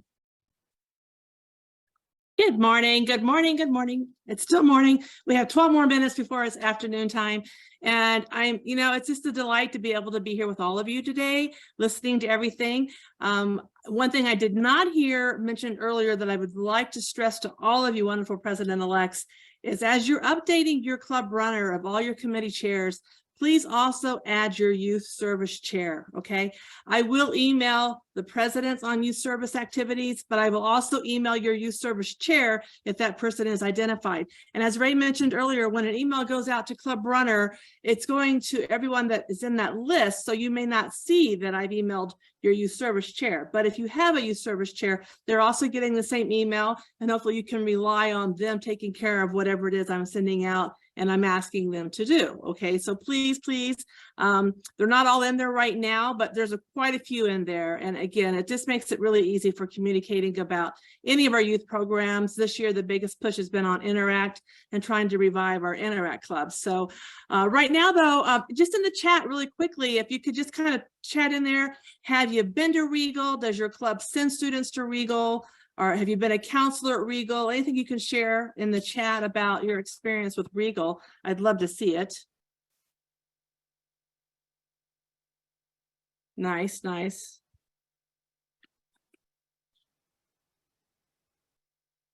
Good.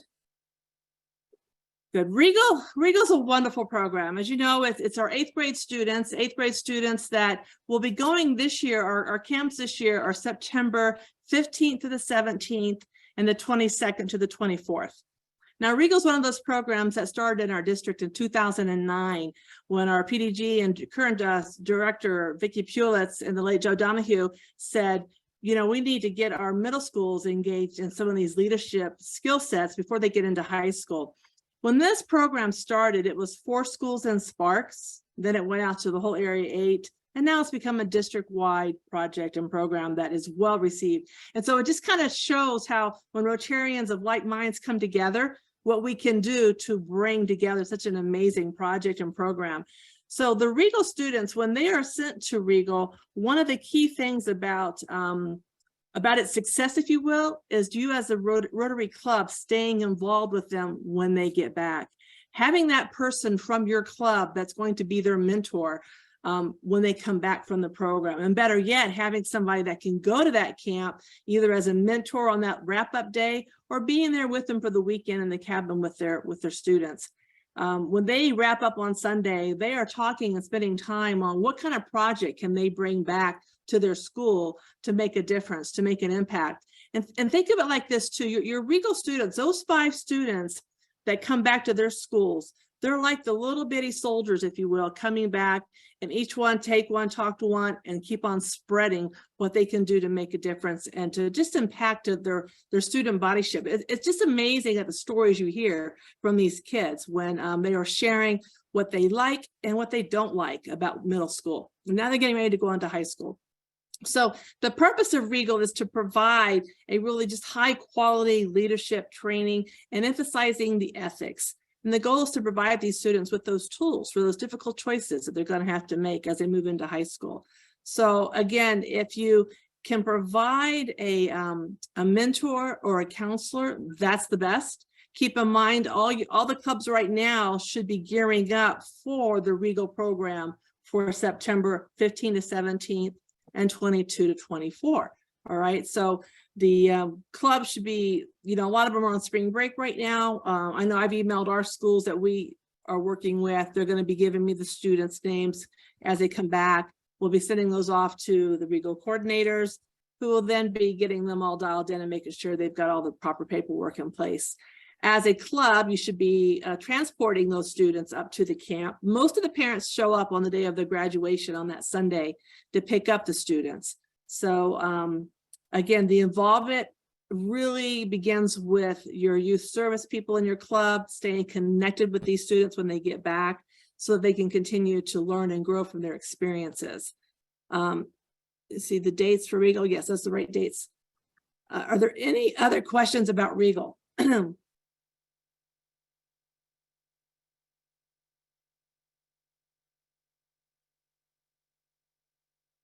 Okay. Training, sending a mentor. Where is the training? The training for, are you talking about where the camp takes place at Camp Grizzly? The training for the students? Is that the training question? Janet, you're asking about the training? Yes.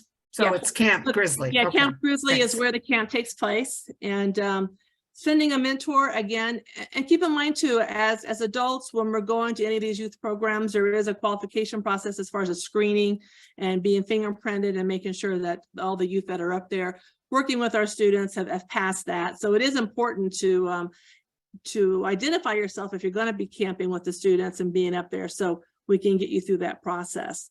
The deadline to enter students, you know, technically you probably have till about May, but you know, because the schools are going to be out. And so you want the schools to really identify their students before the school year ends this year, because when they come back next year, a lot of them are just getting back on their feet in August, and trying to identify 5 students is a real push when the camp is just around the corner. So you want to encourage your schools to identify those 5 students before. Now, if you haven't sent students before, you may be asking, how does the school identify their students? Every school has a different process on how they do that. Usually it's advisors. It could be the principal. I've seen some schools where they send out a call letter, if you will, to students who are interested in the program, and then the students have to write a letter about why they want to go. Sometimes you just have the advisors, the counselors, the principals pick their own 5 students at random, and there is no, pool of people to pull from. So everybody has their own way. There's no right way or wrong way. I personally like the concepts of the students applying, writing a letter, saying why they want to go, and then the committees looking at the counselors looking at who they should be sending. So Camp Grizzly is in Portola, yes.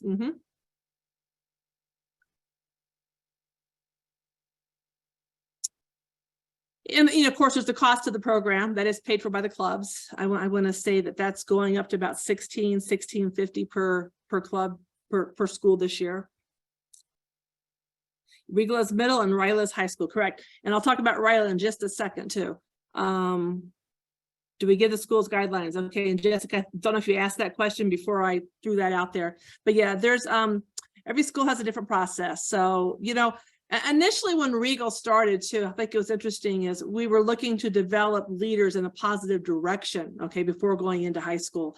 And some of these kids coming to the camp were leaders that were leading in a bad direction, and others were leading already in a positive direction. And what I found interesting back in the early days, when we used to meet at the Nugget 2 weekends in a row, and it evolved over years on how we met and what we did, but you would have these, you'd have these kids coming in with all this attitude because they were the boss of their school campus, and they thought they were all big, bad, and tough.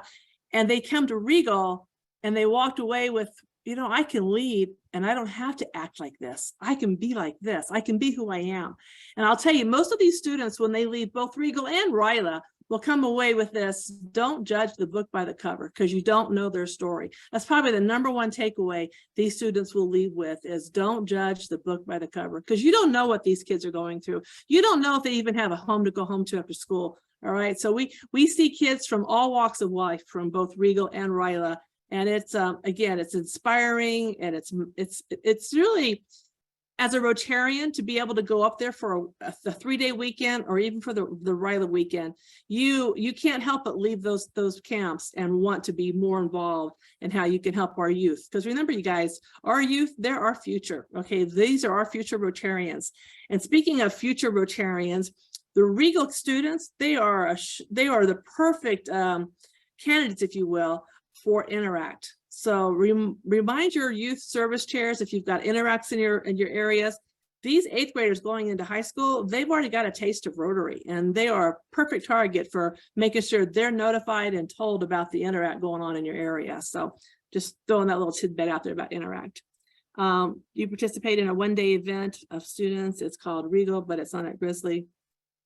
This is in Carson City. Where's it held at, Joe? We have a gentleman who's been doing this for about 6 years, and it's usually held at one of the schools, and it's about 70 grade school kids that go, and he's called it Regal every year. Oh, I remember hearing about this, and it wasn't really Regal, but they were doing the same kind of program. Yeah, I remember hearing about that. Yeah. But is Dean and Rochelle still participating with that, or is it somebody else doing it? Well, I know the name of the fellow in our club, and he deals with someone who deals with the school principals, but I know it's a woman and I think a woman and a man that run it. Yeah, Dean and Rochelle, they were doing a program real similar to the Regal, campus program, and they were doing it in Carson. And I want to say that started back in, oh gosh, I don't know, 17 or 18. And it's a great program. Dean and Rochelle also work for an organization that has programs that go into the schools. And like we've got one right now we're working with, it's called Breaking Down the Walls. And it's a program that does benefit a lot of the schools. And it's a program that even with grant funds and grant monies, you can try to put together with your students. Our Regal kids that went last year for our club are bringing that program in. That was their project, was to bring that program in, and it'll have, I think, Rochelle putting on that program. But I'm pretty sure, Joe, that is Dean and Rochelle doing a Regal version, but it's at the school, and they're probably doing their own versus going through that other organization that they work for. The Regal you're talking about is something like $350 per student. Is that right? Yes, because it's like $16.50 now to send the 5 students. Yeah, our club is paying a few $1,000s a year for this program, because it's so many kids, but it's only one day. It's right. And then when we, I think the program that we're going to be bringing in is close to 5,000, 4,000, maybe 4,000.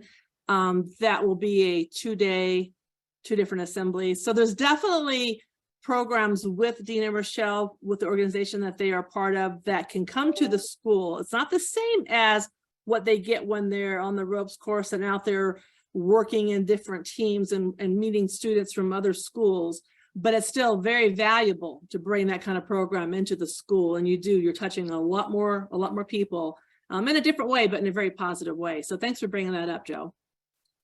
Doug said yesterday the club has ever sent students. Can you use yes, you can use a district grant. You just can't use that grant, year after year. So if it's a new school, never been, you can use the grant. Okay, is that good on the Regal? Now, Ryla. Oh, wow, Ryla. I'm sorry, Tina. I'm just going to interrupt really, really quick here. Because there's a comment on here that may be very, very helpful for both Regal and Ryla. And it comes from Chelsea from Chester. And she said, are there tools for clubs to use to help stay engaged with the Regal and Ryla contents programs? Regal type content, tools for the club.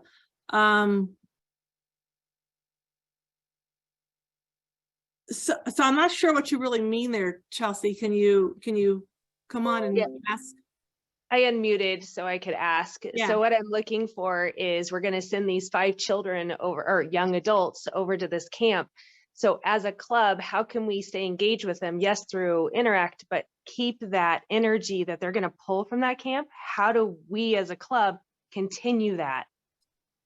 Chelsea, great question. Thank you for asking that.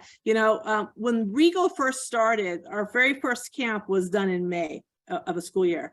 And we realized right after that we were sending these 5 kids back to school and their school year was ending. So that same year we did the camp in September, just so that we would have these kids in the school for a full school year to be able to bring back value to their school campus. As a Rotarian and as a club, the key is staying connected with your students. I meet with my students that went to Regal on a regular basis so that we can make sure we're bringing back the project that they were so excited about when we met in September. Now, we've had struggles this year with this one project because of their assembly times and when our person can be there, but I even got the kids involved. The kids are also raising funds to be a part of this program. You want them to have some buy-in, but having your club mentor, whoever that is, and it can be one person, it can be 2 or 3 people, but staying connected with your 5 kids. I meet with my kids. Usually they have what they call it's like a power hour where they have time where they don't have to go into an actual classroom. And we can meet in a school conference room, and I meet with their school advisor. So their school advisor, myself, and our 5 students will meet. So just having that time, it can be once every 2 or 3 months. It can be once a month. It can be on Zoom, just whatever works. But staying connected with them and meeting about their project, once they've implemented the project, the success, inviting them back to your club, having them come back to your club. I love it when they come to the club before they're sent. And then when they come back to the club after they've been sent, coming back to your club to thank your members. So your members also see the value and the money being spent to send these students to school. And then having come back and sharing the project that they've done, and then finding out, how did the project work? How do they feel about the project that they presented? But those are some different ways to just stay connected with them after they've been to the camp, and then finding out what they're doing and how well was it, and being involved as a club. I mean, most of the time they're going to need a little bit of help, a little guidance, maybe some financial guidance. Like the program we're doing, we're too late for a grant this year. So maybe next year, if we do something like that, we can do a grant. Last year, our kids, they wanted to put in what they call buddy benches. We did a grant for it. The kids did a fundraiser, had a free dress day, and they raised funds. And so, just staying connected with your kids and inviting them to the club. With our Ryla kids, we invite them to other club events and projects that we're working on, but that's a different topic. So does that help answer your question? Yes, and inviting the parents. Inviting the parents, it's a lot easier to get the parents to come, I find, when we're bringing the Regal kids in. The Ryla kids, they're driving themselves, so it's sometimes hard to get the parents to come when we invite the Ryla kids back.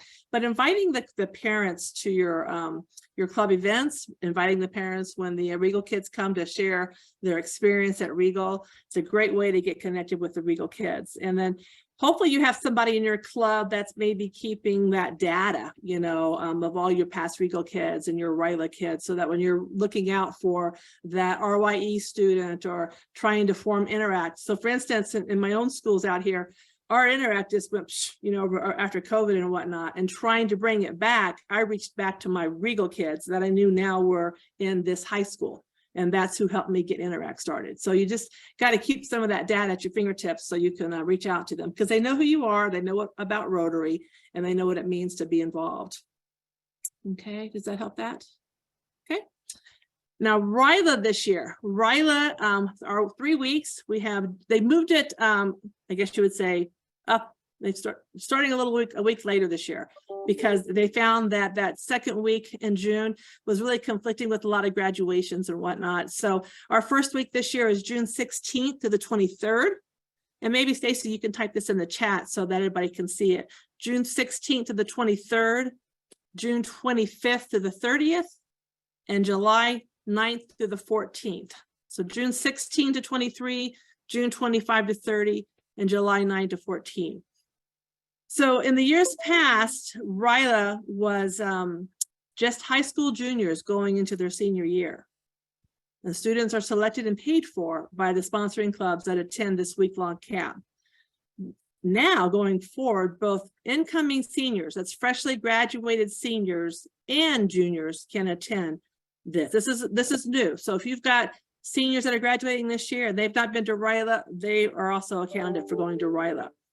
The service project is a very special day up at Ryla, where the kids are putting together these bikes and giving these bikes to students that are bussed up there that are getting their first bike. You know, all these kids are, you know, fourth graders, third graders, getting their very first bike, and the kids get to work with these students on giving them their bike, helping them learn riding the bike. And these kids are just elated. And think about the high school junior or senior here that just put this bike together, and that feeling that they're getting now of giving something to somebody else that is just really going to make a big difference for them.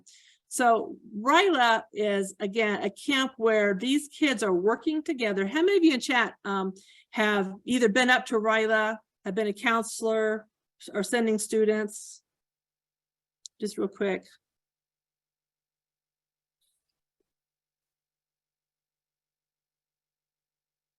Okay. You can also do a virtual hand wave if you'd like, a hand raise if you'd like.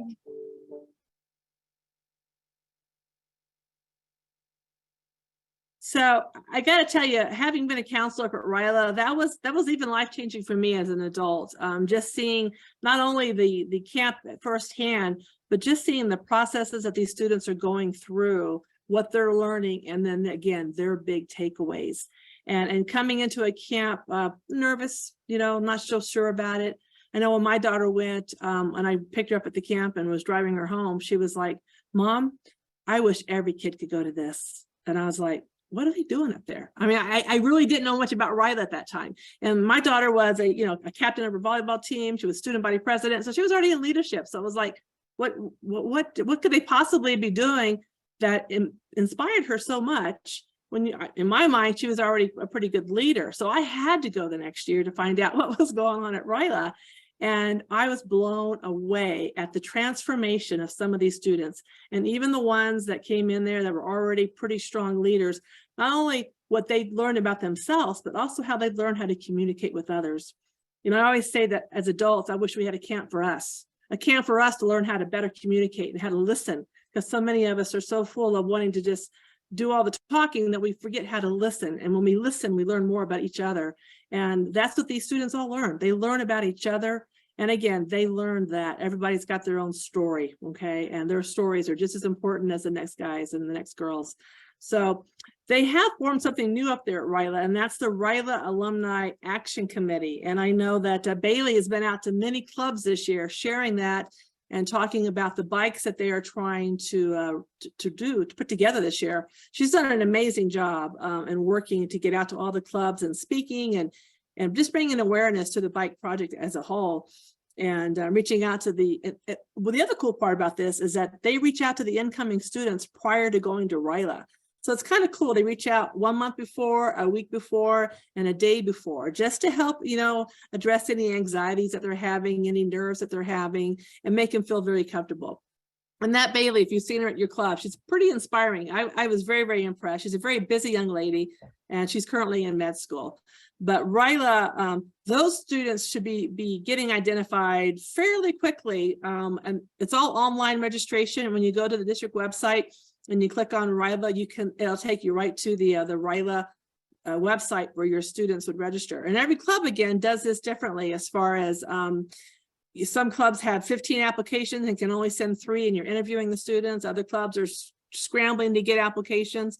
So if your club has it in their budget for a RILA student and you can't find a student, put the word out there to your assistant governor that you've got funds to send RILA. Are there any other clubs that have extra students? Some clubs have more students than they can send. I know from my own club, the last 2 years, we've struggled getting students because we couldn't get into the schools. This year, I have more students. And again, a lot of that is because I now have Regal kids that are juniors, and just having the Interact started back up again, we have more students. So if you've got money for a RILA, don't have students, don't let that stop you. You can still make an impact on students within your vicinity by just reaching out to your AG and seeing if they know of a club that has some funds that can send a student. Marlita Fong is our current district RILA director. This is her last year, and she's in the directory too. If you have questions, if you want to be a counselor, you want to be involved up there this year. If you just want to go up there for a day and observe, just reach out to Marlita and say, I want to come up on, this day, and when's a good day, when's a good time. Take a drive up there. It's a beautiful drive into Portola, and I think you'll learn a lot just watching the interaction, watching the students. I think one of the fun things that they do up there is they do these, I call it brain trust, but each of the students have taken these personality tests prior to going to RILA. And if you've all done those, if you're an A, you're A-type personality, if you're a C, if you're a green, a blue, or yellow, they do the yellow colors up there, the yellow program, right? So you've got your green type personalities that want to just take control of everything. And then you've got your yellow back there in the back of the group, just listening and just doing whatever they're told they need to be doing. They literally will blindfold that person that is that green type so that the person that's the quiet one will speak up and start leading and listening to their voice. Really cool to watch that transformation of who wants to overpower the group and then who has to learn how to be quiet and listen to somebody else who has a softer voice. That I thought was probably the most interesting thing I saw when I was up there at RILA, watching these kids find their voice and realizing that they had something important to say. So yeah, Emergenetics. Thanks, Tracy. I was forgetting the name of it. But so yeah, that is a great skill that these kids take away, and learning how to come back to their schools again and talk about it. And again, they're great candidates for our exchange programs. So any questions on RILA? All right, I'm actually going to interrupt really, really quick, and I please forgive me for this, but we need to move on to the next person, and then we need to get you guys so you can have a lunch break, right? I'm sure everybody's like ready to kind of move about a little bit. So past district governor, incoming vice governor, Tina, thank you so very much. You're welcome. Tina is also listed. She will be listed in the district leadership directory that is coming out. So if you have any more questions on Regal or RILA, you can immediately reach out to Tina, or if you'd like, reach out to me and I will make that contact information. She's always available for you. So more questions, just let us know. We're here to support all of you. All right. So our next incredible speaker and has done nothing but traveling all over District 5190 is none other than our current sitting district governor, Jeff Gabriel. And he's here to talk to us about Rotary Youth Exchange, of which he is the incoming chair for. So Jeff, take it away. Well, thank you, District Governor Alexis Stacy. Appreciate that. I'll be really quick so everybody can have their lunch. So on June 6, 1945, 50 countries signed the United Nations Charter with the purpose of working toward world peace. Rotary International was one of 42 organizations that were present during the conference held in San Francisco. Shortly after the United Nations Charter was signed, Rotary International published several publications, and one of those publications was entitled From Here On.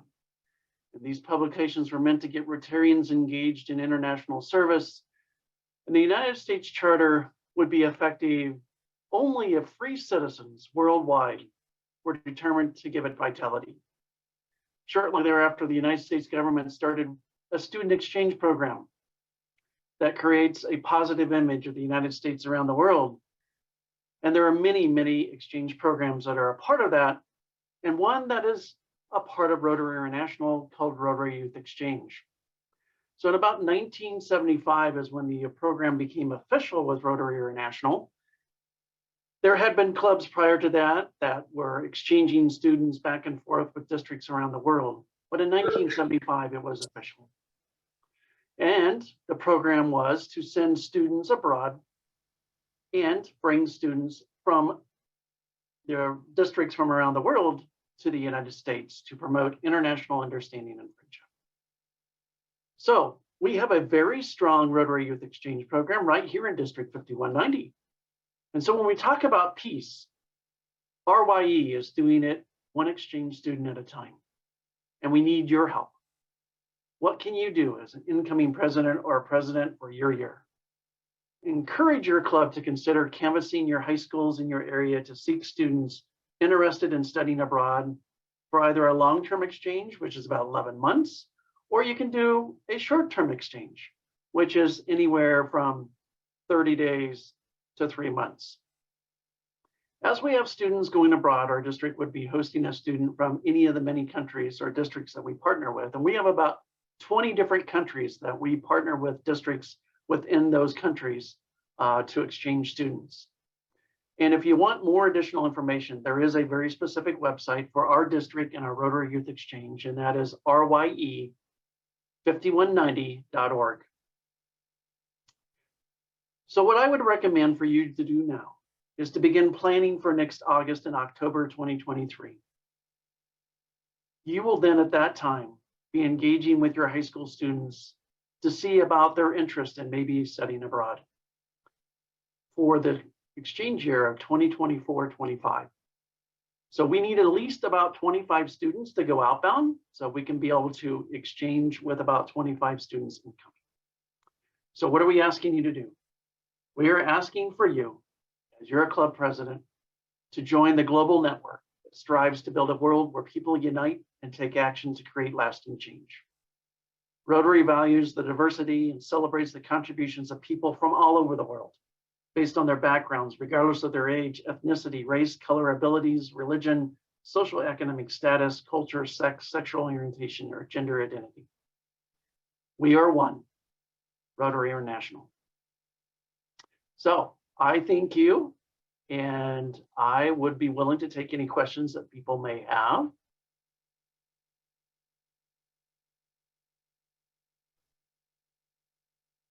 Thank you, Phoebe. Our new club, called the Rotary Club of International Exchange, is predominantly made up of what we refer to as ROTEC students, or ROTEC alumni, I should say. They are individuals that have that completed either an inbound, outbound exchange. And so they are very passionate about the Rotary Youth Exchange program, as well as many Rotarians around the world. So would really encourage, and again, feel free to reach out to any member of the Rotary Youth Exchange Committee to be able to help in how you might be able to get your club either back engaged in doing Rotary Youth Exchange or trying it for the first time.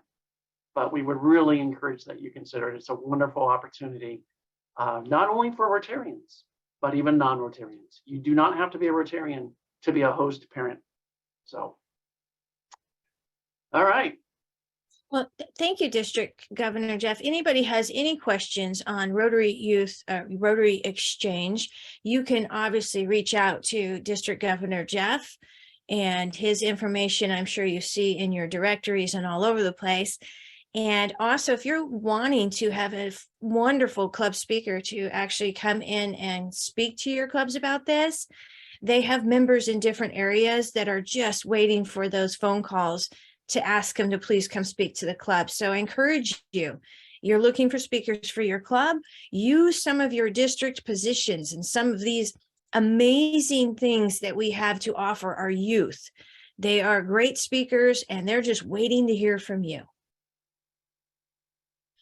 So next up, we are going to take a lunch break. You guys ready for a lunch break?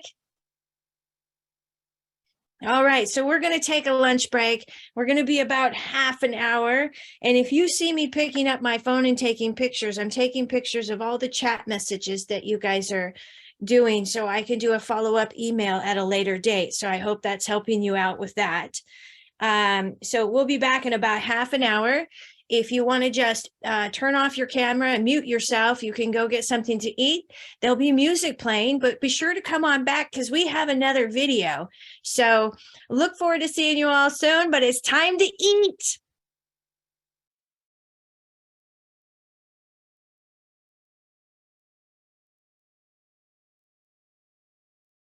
Hello, everyone.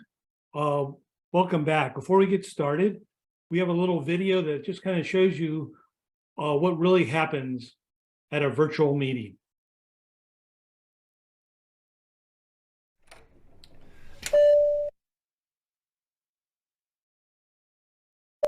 Trip Crosby has joined the meeting.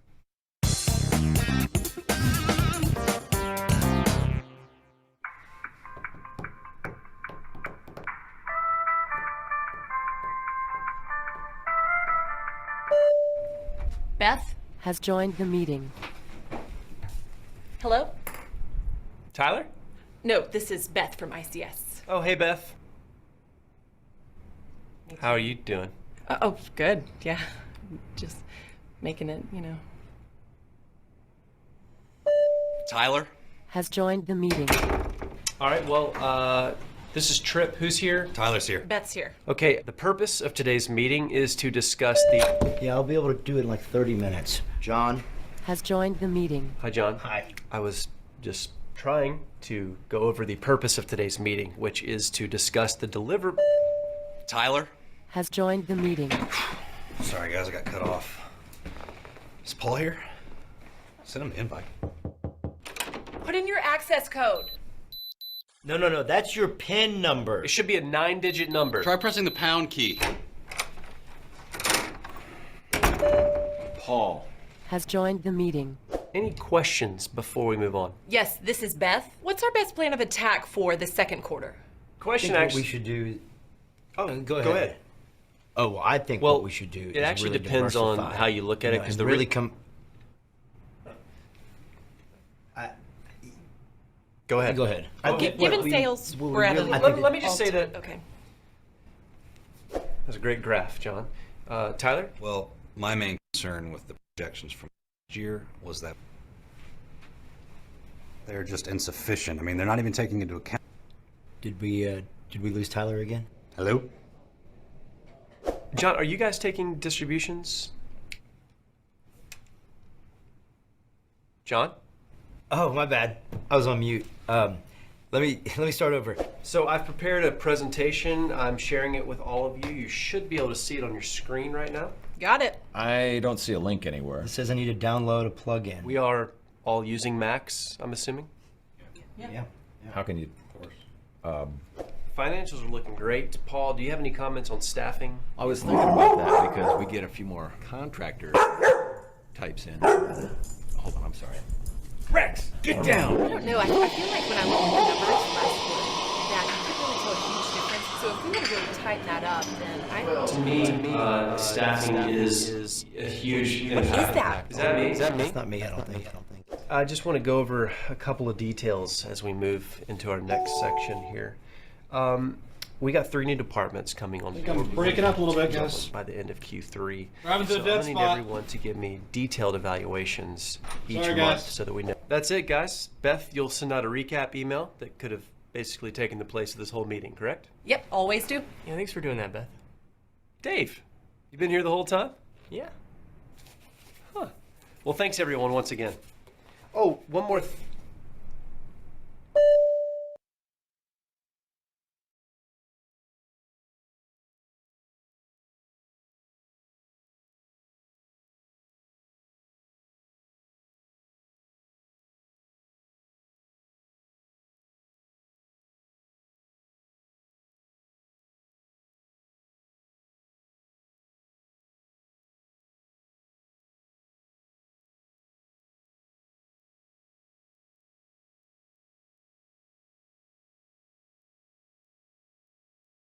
Stacy, back to you. Well, the Rotary Kool-Aid was flowing at Pets, was it not? Woo-hoo-hoo!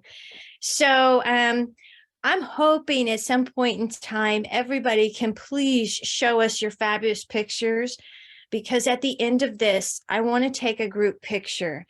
Even though we're not together, I think a group picture would be wonderful. It shows all of your clubs, how much dedication you have.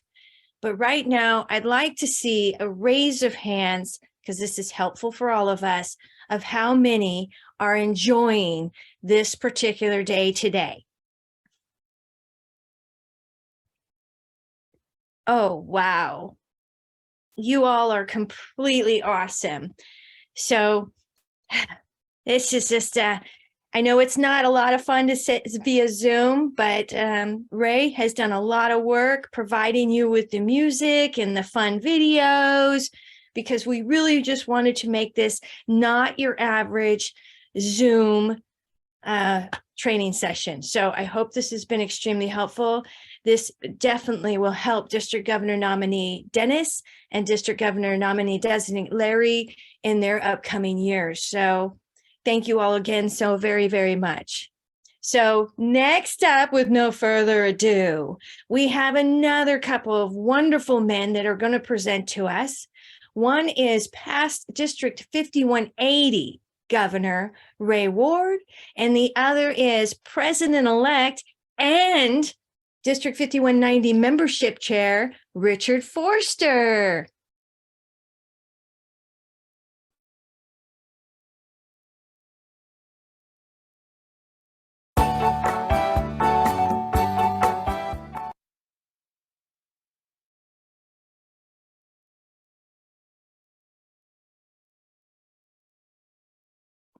We are back from lunch, and hopefully that you didn't eat any of that food that put you to sleep. We're going to talk a little bit, start off with a little bit about vocational services and why it's important to your club. As you probably all know, and my clicker is not working here. Let's see here. Sorry about that. Rotary started off as a networking organization. We probably all know that, right? You know, Paul Harris was gathering with some friends because they wanted to get to know each other better, and they wanted to share their business with each other so they could all grow their businesses. From that, we morphed into what we are today. But if you really look at it, it's an important element in our club that sometimes we forget about. I don't know if you've heard, but a few years ago, the Rotary Club of Buffalo, which had about 600 members at the time, was looking at doing a international project, and they wanted to get feedback from the club to see if the members really thought it was important, and it was something they really wanted to do. But they thought, you know, if we're going to do this, why don't we find out a little bit about why our members stay in Rotary so they could work on the retention portion of it. The interesting thing they found out was members in their first 5 years of Rotary were here from networking. You know, this is the same first 5 years where we had the hardest time retaining members. From years 5 to 10, it was community service, and from years 10 plus, it was for friendship. But think about that. If you're bringing in members, you want to keep them, and most of them want to do networking, you should have some of those things available for them so that they make it to that 5-year point. So the first thing I think you should do is you should look at using their knowledge. These people come in with some kind of knowledge, whether they're currently working or whether they're retiring. They have knowledge from the years of in the community and in the workplace. Let them help the club. Now, when I say that, you have to be careful. A lot of times I've heard that, we need to get a CPA in our club so they could be the treasurer. And a lot of times, if you do that for a living, you may not want to do that in your off time and for a nonprofit. So you need to talk to them about it, but people bring expertise. Ask them how they can help you. Ask them what they can do for your club that uses their experience and their knowledge. How about mentoring? People that are coming in and looking for that networking opportunity are looking for mentors in many cases. So do your club members mentor other members? If not, why not? Because that's a time that they can get together and they can develop those friendships early and really help each other so they can help the club be more successful. And then in community service, that mentorship shouldn't be just to other members. That mentorship should be to the community. I know a lot of clubs that do things with schools and they send in mentors in there so school students, whether it's in high school or maybe younger, get to meet people with different professions. Ask questions, learn more about those professions so they can make decisions about their life in the future. And these are great opportunities for your club members to make those connections and pass on some of their knowledge. So when you're going to do this, I'm going to ask you to consider, it's up to your club, I'm not telling you to do anything, some do's and don'ts that you may want to consider for your club if they're not doing them today. First of all, a don't. Are you fining your members for they're in the paper, or maybe they're wearing a logo shirt that has their business name on it, or maybe they want to mention something that's going on in their business?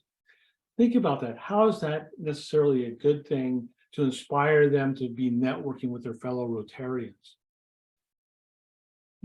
My club uses Happy Fines, and we've turned kind of that around. If you use services of one of our members, we stand up and pay a Happy Fine because we're happy that we got incredible service from one of our members, a trusted Rotarian, a trusted friend, someone that lives by the four-way test like we do.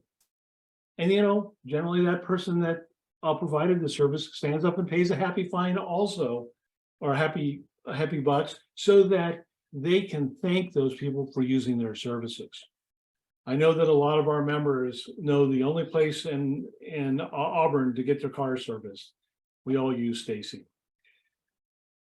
How about just general harassment? A lot of times I've seen clubs that have, it may not be even in a fine situation, but they find that they want to make fun of other members that because of their profession. How does that generate a good feeling? Why would you necessarily want to go to a meeting and being harassed about your profession? Because that may not make you feel like you want to, come back and do more things. So just think about that. I know we all like a good lawyer joke, but we don't have to make fun of them at our club meetings. Some do's is, how about a vocational moment? Do you allow your members to come up and talk about their vocation? Do you give them just a few minutes? It doesn't have to be a whole meeting. It could just be 2-3 minutes and say, hey, this is what I do. This is what makes me special. When you really think about it, a lot of us have professions that are specialized. So like myself, I sell insurance, but I don't sell auto insurance. I don't sell homeowners insurance. I sell just health insurance and other employee benefits. So if you come to me and say, hey, I don't understand why I got this big rate increase on my car. I don't know why. I know nothing about that area. But if they came and talked to me about health insurance and how it works, I can help them. But if your club members don't understand it, they don't know how to do it, and they may not even know or may not come to me because they just don't know what I do. Same with lawyers and a lot of other professions. You know, a lot of us specialize in stuff, and it's good that the club members know and understand what we do. And then give them promotional opportunities. I've been to a lot of club meetings where you can buy the bar or buy something at an event. And when you buy that, not only does everybody know that you bought it, name of your company, what you do for a living, but generally you get a few minutes to stand up and give a little message, and that way they can give you a lot of hurrahs and thank you for being a member, and again, knowing. I'll tell you, I personally get almost all my referrals from Rotary. That helps me pay my membership, and think of that. A lot of times, you know, people will say they leave in Rotary because business is too, because of business obligations. But think about that. If they're getting referrals, if people are doing business with each other, why would they leave? With that, I'm going to turn this over to our membership chair and also a president-elect for the Rotary Club of Ione with the classification of government services, Richard Forster. Thank you, Ray. Well, this feels like deja vu all over again. I am Richard Forster, District Membership Chair. I'll be in my third year next year, which I think will be the end of my term as District Membership Chair. But in my past, I've been a president-elect before. In 2010, 2011, I was president. 2020, 21, I was president. And a lot of you may be facing this same issue.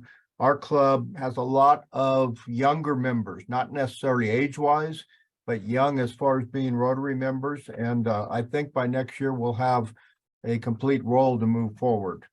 I've also been an area governor for Area 7 for 3 years in the past. So a lot of fun. It taught me a lot along the way. Let's talk about membership tips. Always be positive. If we can roll it up, and it doesn't help to be negative, does it? I've been a county supervisor for 23 years, and I can tell you it doesn't help to be negative.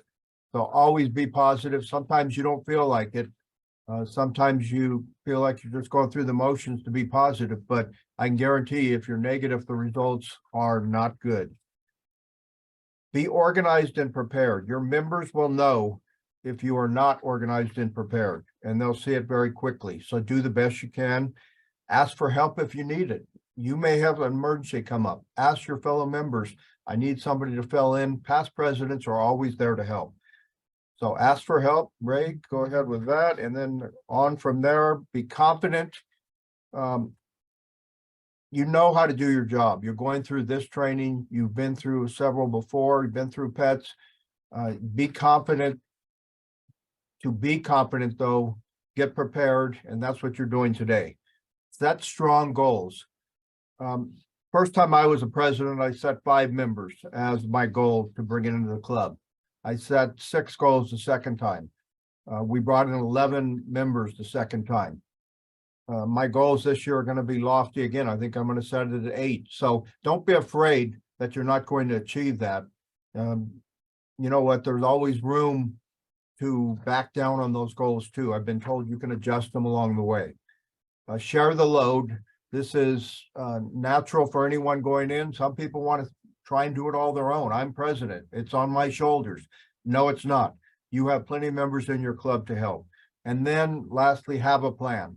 I'm going to spend a little bit of time on this one, but you'll be glad you have a plan. And next slide, please. Now, going forward, if we can click one more time, there's your items that is on your list of to-dos.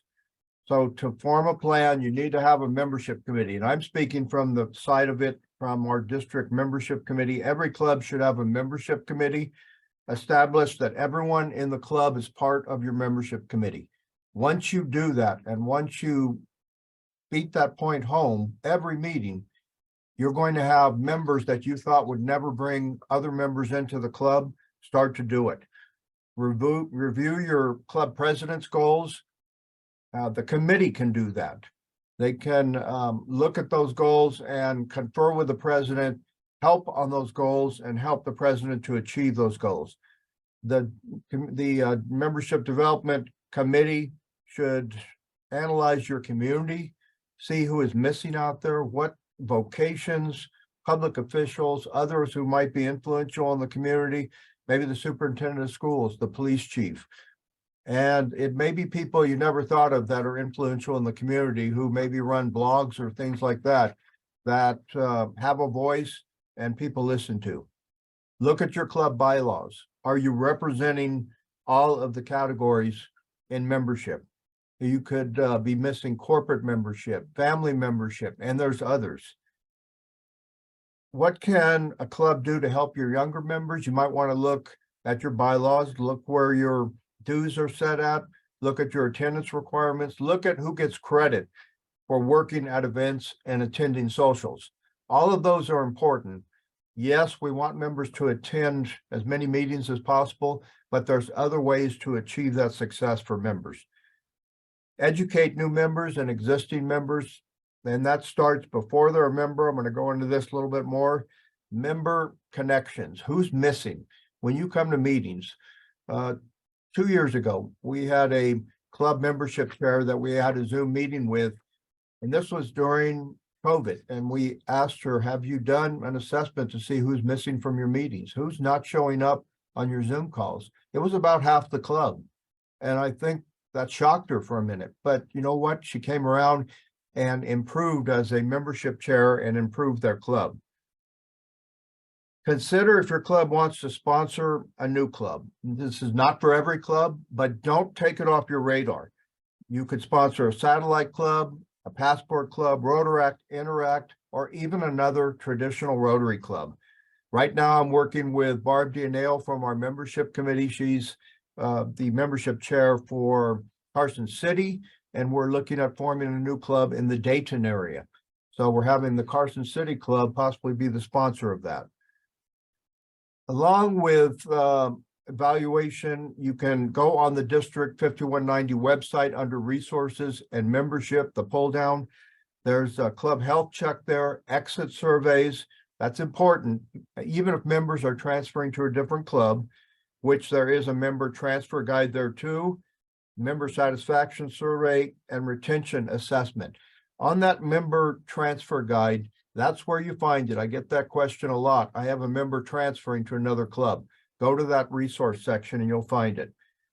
Look at for creating a vision, club visioning, and look at your president's goals. What does your president want to do?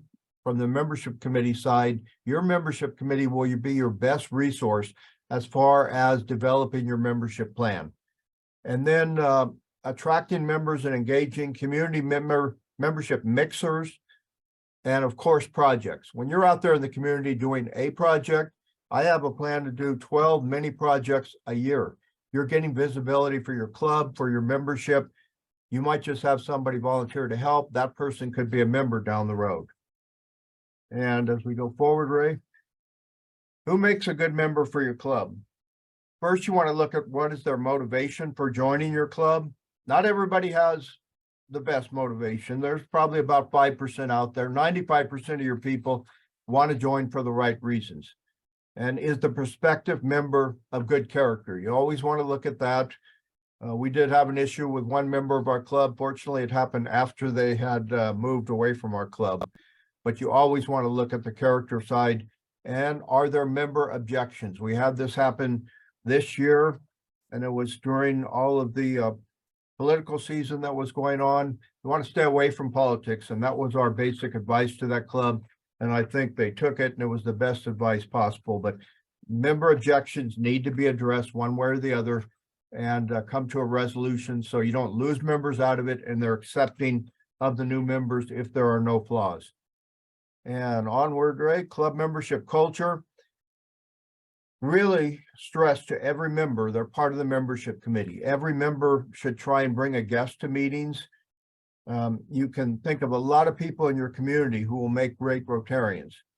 Most people are just waiting to be asked, believe it or not, out there. I'm not bashful about asking people, but if your members are, tell them. Me as the president or our membership committee, our membership chair for the club, we'll go out and make contact with that person. If they decline, Keep them on your radar. I've had people decline to join Rotary for a year, for 2 years, and you know what? You keep them on your radar, they come back maybe 2-3 years later and say, I'm ready now. And sometimes that's all it is. They're not ready at that moment. And are the vocations missing from your club? The other thing is membership leads. You want to, I'm handling membership leads for the district now. I send those out to your clubs. Please, as your club president, you'll be notified. Work with your membership chair to follow up on those membership leads. Next slide, please. And back to your culture again. Encourage every member to grow Rotary. Who in this picture makes a bad Rotarian? Do we know unless we talk to them? The guy in the middle may be the worst, or maybe it's the guy on the right, the Cookie Monster. But I have that same problem. I'm a Cookie Monster and I love sweets, so I might get along with the Cookie Monster just fine. Next slide, please. Member retention keys. I want to just spend a minute or two on this. Very important for your club. Fireside chats before that member joins the club. That will be their first introduction. But when they join the club, you need to have a personalized induction. That script is on our resource page, and it's available in other areas. How to do a good personalized induction. How do you get to know them?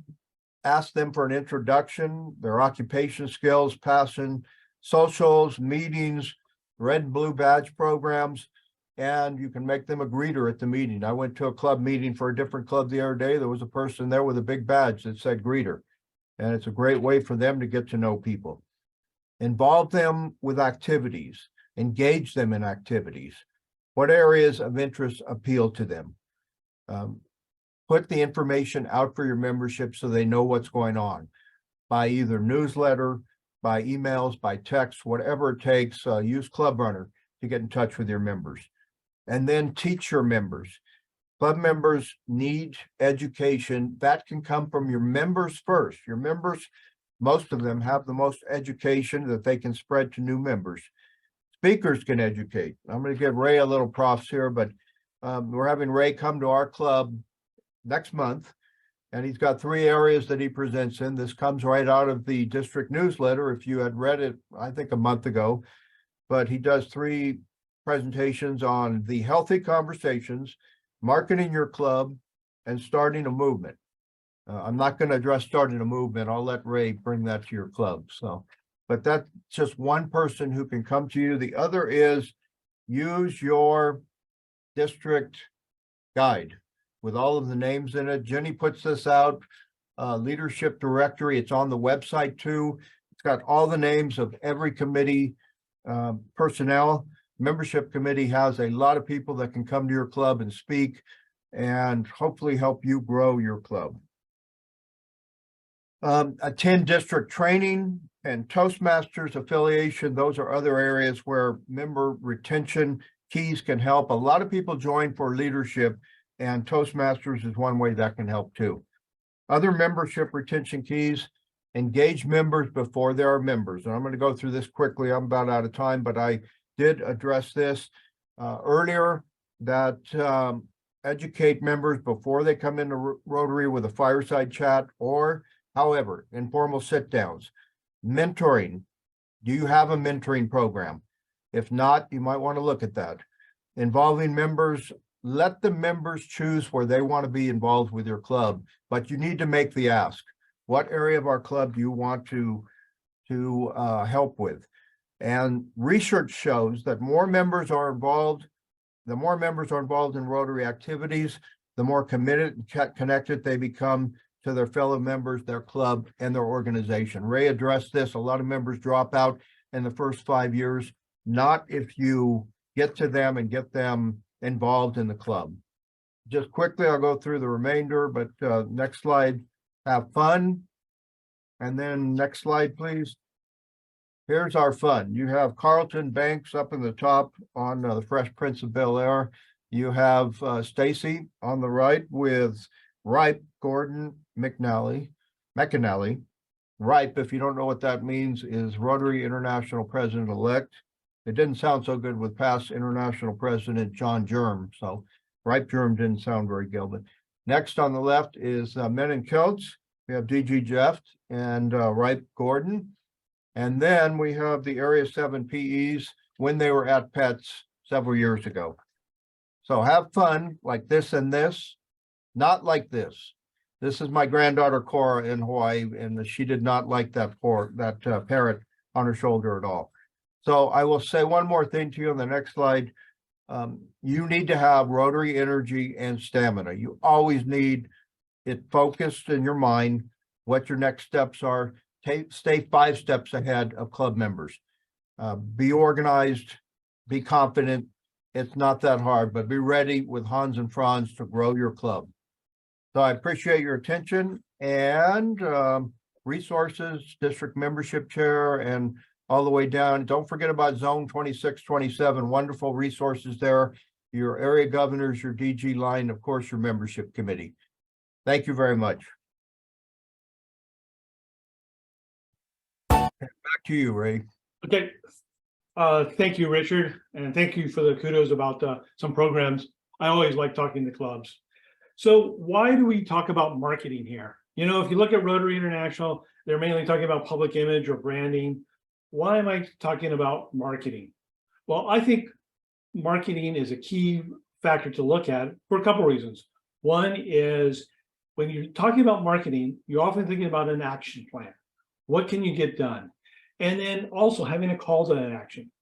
The other thing you often look at when you're looking at a marketing plan is a pool of potential people to talk to. You know, if you just have a small pool and say maybe half your members have somebody that might want to join the club, then you're probably only going to grow by a couple of people.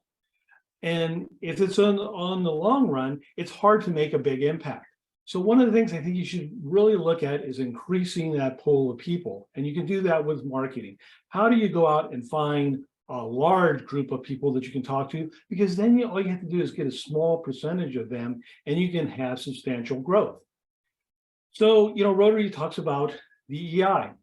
Well, you know, that's sometimes a touchy subject. Sometimes people feel it's political, but does your club really reflect your community? And one of the areas that I think we can all normally work on, I've only seen a few clubs that have mastered this, is your percentage of women to men in your club. You know, in almost every community, women make up 50+% of that community. Does your club have 50% women? When you look at age, there's not just people in your community that are of a certain age group. There are people that are younger ages. Now, yes, I sometimes think if you stress going too young, sometimes it's a hard mix. So if you are an older club that maybe have mainly members that are in their 80s or something like that, I've seen those clubs, don't try to go down and bring in 20-year-olds. Market to the 50 and 60-year-olds because they usually have a lot of common interests with those same people.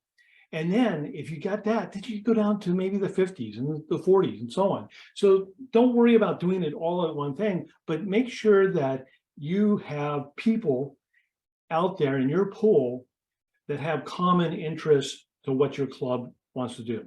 Because if the interest isn't there, they're not going to stay for the long term. Perfect example is my wife. All her charitable work is done doing things for animals. Rotary, we're mainly about people. So it's not a great mix. She can do her type of stuff, and there's nothing wrong with that. And I can do what I do in Rotary. So when you're looking at marketing, the first thing I think you should remember is we are an event-driven organization. Everything we do is in events. So if you have that in mind when you're marketing, it can help you out. You know, we do community service projects, we do fundraisers, and we do meetings. All of these are events. So think of that as you're marketing a club. How do we do this when we're doing all of our different events? You know, Rotary often talks about working together, and you might have seen the Rotary donut that they've used in the past. And usually Rotary talks about membership, foundation, and public image. I'm going to change it a little bit, and I want you to think about not membership, but members. You know what? When you think membership, you usually just think of the people that are on your Rotary rolls. But who are the members of your club? Who are the people you're talking to? The people that give to your fundraisers, that maybe come out and work on your work projects, even though that they're not dues members. Maybe someone that just likes to come to some of your meetings occasionally. These are all members because they're supporting your club, and you should be communicating with them all the time and keeping them involved with your club.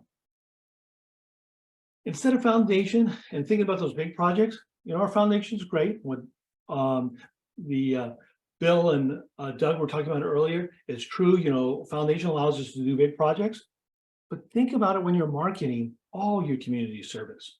Our club recently painted the Boys and Girls Club. You know how much it cost us to do that? Virtually zero. The Boys and Girls Club provided the paint. We provided a couple of rollers, almost nothing, but we provided the people power to get the job done. And that should be marketed because it's as important as doing a big project. And if you have enough of those, you can show those out and you can market those things to the community and say, this is what Rotary is about. This is what we do. And think about it. If you're marketing good projects, it's going to bring in more members. If you have more members, you can do more community service, which means you have more things to market, which brings in more members, and it just goes around and around and around. So where do you market? Well, you should be doing it on your website. If you don't have a website, you should really consider that, because that's a place that people are going to go to check you out. And then also on your social media site. You should have both of those up so people can find you and find out what you've been doing. So how do you market? We don't have a lot of time here, so I'm going to go into just the basics of doing it. We all know this, but before an event, like a fundraiser, we put out flyers and we kind of market all that. Are you doing it with your community service? Are you doing it with your meetings? Are you telling people, hey, check us out. This is what we're doing right now. You're invited. So before any event, market it. During the event, do you market to those people? Do you tell the people that are coming to your fundraisers, this is what we do in the community. This is why you should be reaching in your pocket and pulling out money and helping us grow.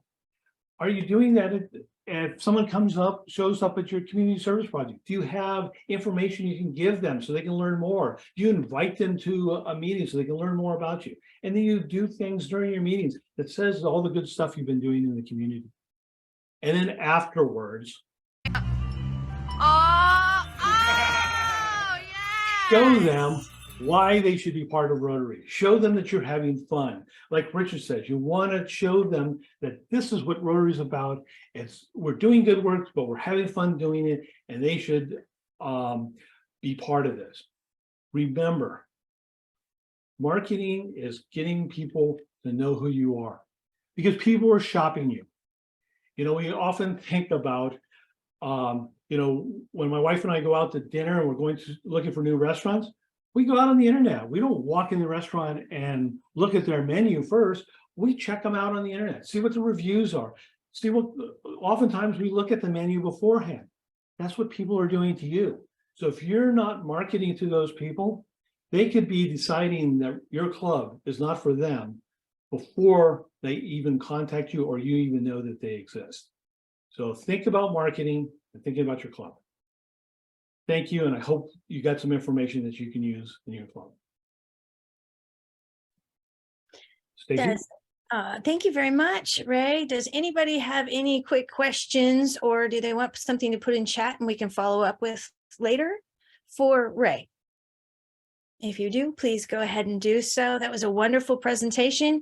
And I bet you are all very happy you're not a member of my club, because I'm the one that does all the crazy videos. So the poor Gold Country Rotary, I feel bad for them. Next up, we have the ever fabulous, and she will be speaking to us. She's the incoming District 5190 trainer, and she'll be speaking to us about upcoming training, including training for District Governor nominee Dennis Gear. So if you have your president-elect nominees already decided, you're going to want to have them reach out to the fabulous area governor, Nora Stevens. Hi there.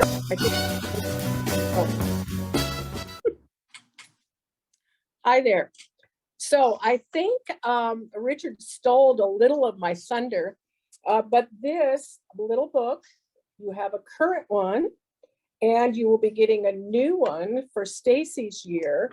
And if you go to the very, very back, it's the pink pages, and there is a calendar that has all the dates that are important to remember. We plan well in advance for many things. So go through it, mark it, highlight it, get it on your calendar and for your planning for the year. I will be real quick. The Club Leadership Assembly is May 20th, 2023. It's going to be virtual. So it'll be another Zoom meeting, and that is important for your club member leaders as well as future leaders that you are tagging to come up so that they can come and learn about vocation training, the youth foundation, et cetera, et cetera. So one of the great things about Rotary is they have all these opportunities for you to grow stronger, and you grow in your own business as well as grow in Rotary and learning and understanding. October 7th is Rotary Clubs in Action. That is intended for membership, youth program. Again, you're gonna dive deep. So all the chairs of all these categories that you have, that you've identified, so you don't get all the emails, they are the ones that need to come and learn more. Grant training, that's in the schedule on the event center, and it is there all the time. And it's very important to have it. And you've already heard from Doug and Bill and the importance of that. Now there's two new things that are being rolled out in District 5190 in the next few years. And they're really exciting. They're not traditional training that we've had in the past that we looked at.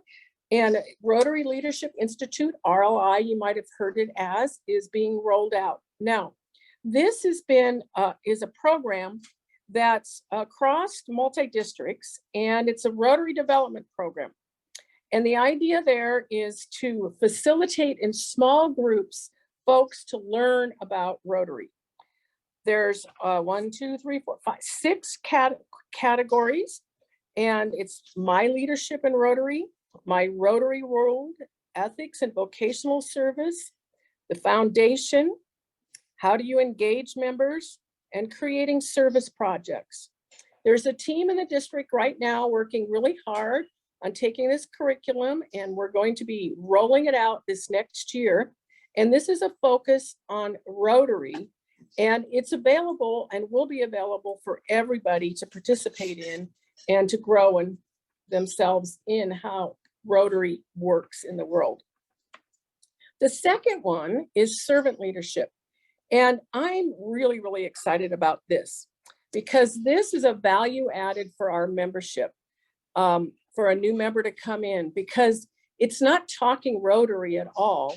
It's doing practices, good leadership practices. You all know that we're working with volunteers. It's not like our club treasurer or our membership chair or just the latest member that came in is an employee. We can't tell them what to do. We want them, and we want to lead them and want them to become leaders in our club. And that's what servant leadership is all about. And it's training and helping, coaching, not controlling, unleashing the energy and the intelligence of others. Richard talked about that we have people that come in that have gifts and skills. They come to Rotary and they want to share them with us. This training helps us learn how to work with these people and pull it out of it. So I'm really excited that these two new things are coming into District 5190. And so watch for it. Some will be virtual and some will be in person. That's all in process. Any questions?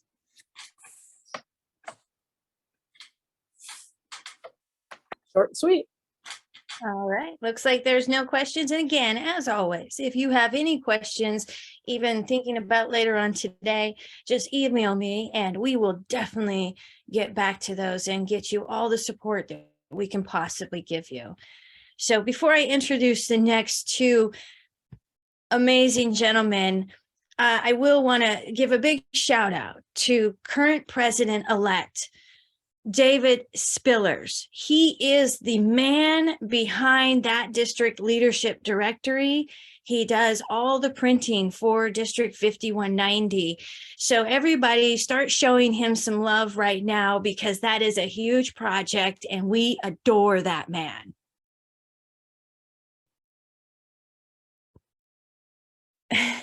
Thank you, everybody. You guys are so fun.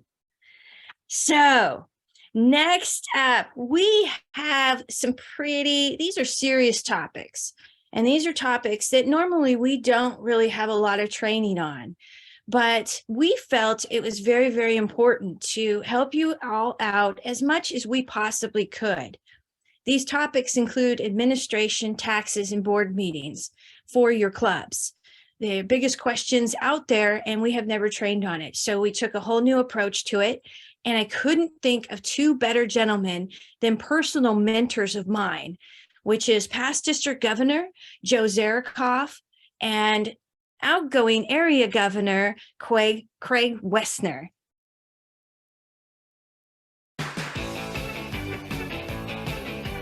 Thank you, Stacy.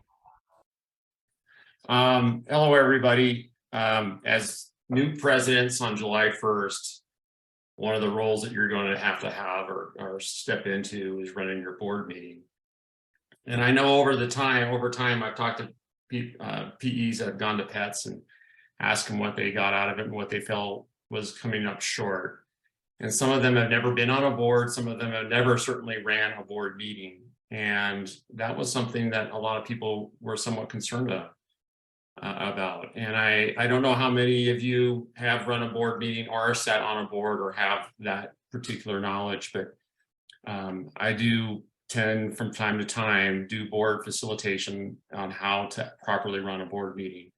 And that's usually with the entire board, and that's usually a 45 minute deal. I've got about 15 minutes. So I'm going to really cram this through. I did pass out or send out to you all a handout that has a lot of information about running a board, talking about what your responsibilities are, talk about bylaws, talk about procedures of order and running a meeting. And I'm going to kind of hit some topics and discuss some things that I think are important and share some stories that have occurred with me, or at least that I have seen. Just so you know a little bit about me, I've been serving on boards for probably over 40 years, my entire career. I started out serving on club boards when I was in college, and I served on a number of professional societies on their boards. I ran them as the chair. I've served on a few nonprofit boards. I currently serve on a nonprofit board, and for quite a while as a CEO of Loomis and Associates, a civil engineering firm, I was the chair of that board, which is a for-profit corporation. So I think the first thing to do is just to discuss what is the role of a board. You can imagine trying to, if you got a club of 30 people, trying to get 30 people together to agree on one thing. It's going to be a lengthy process. It's very difficult to handle. You're going to have a lot of different comments and opinions. The club elects a board to act on their behalf. It should be a smaller, more nimble organization, a sub part of the board that can handle the administrative and the judicial issues with the board, or excuse me, with the club. The board has a primary responsibility, it's a fiduciary responsibility, and that is to look after the money of the club and do the proper thing. Fiduciary meaning obviously money, but being prudent in doing something that you would expect to do, a normal person would be expected to do. What the board is not is a managerial component. The board is not intended to manage the club. That's your job as a president. And I've seen many times boards that try to delve into management issues.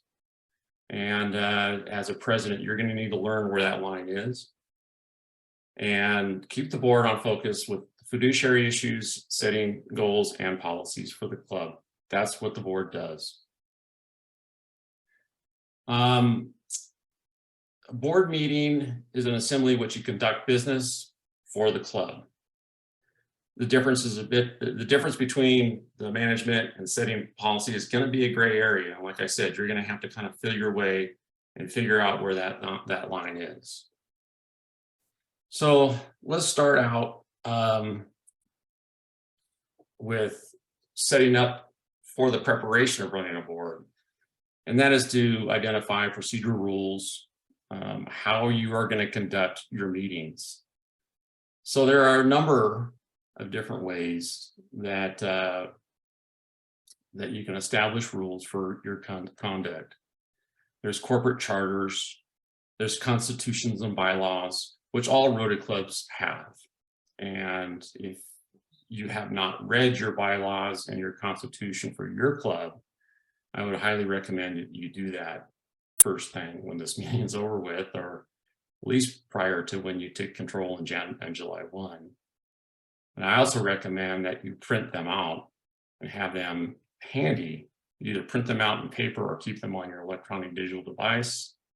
I usually keep them on my iPad so that when I'm in a meeting, if there's ever anything that comes up, a question comes up, I can refer to my bylaws.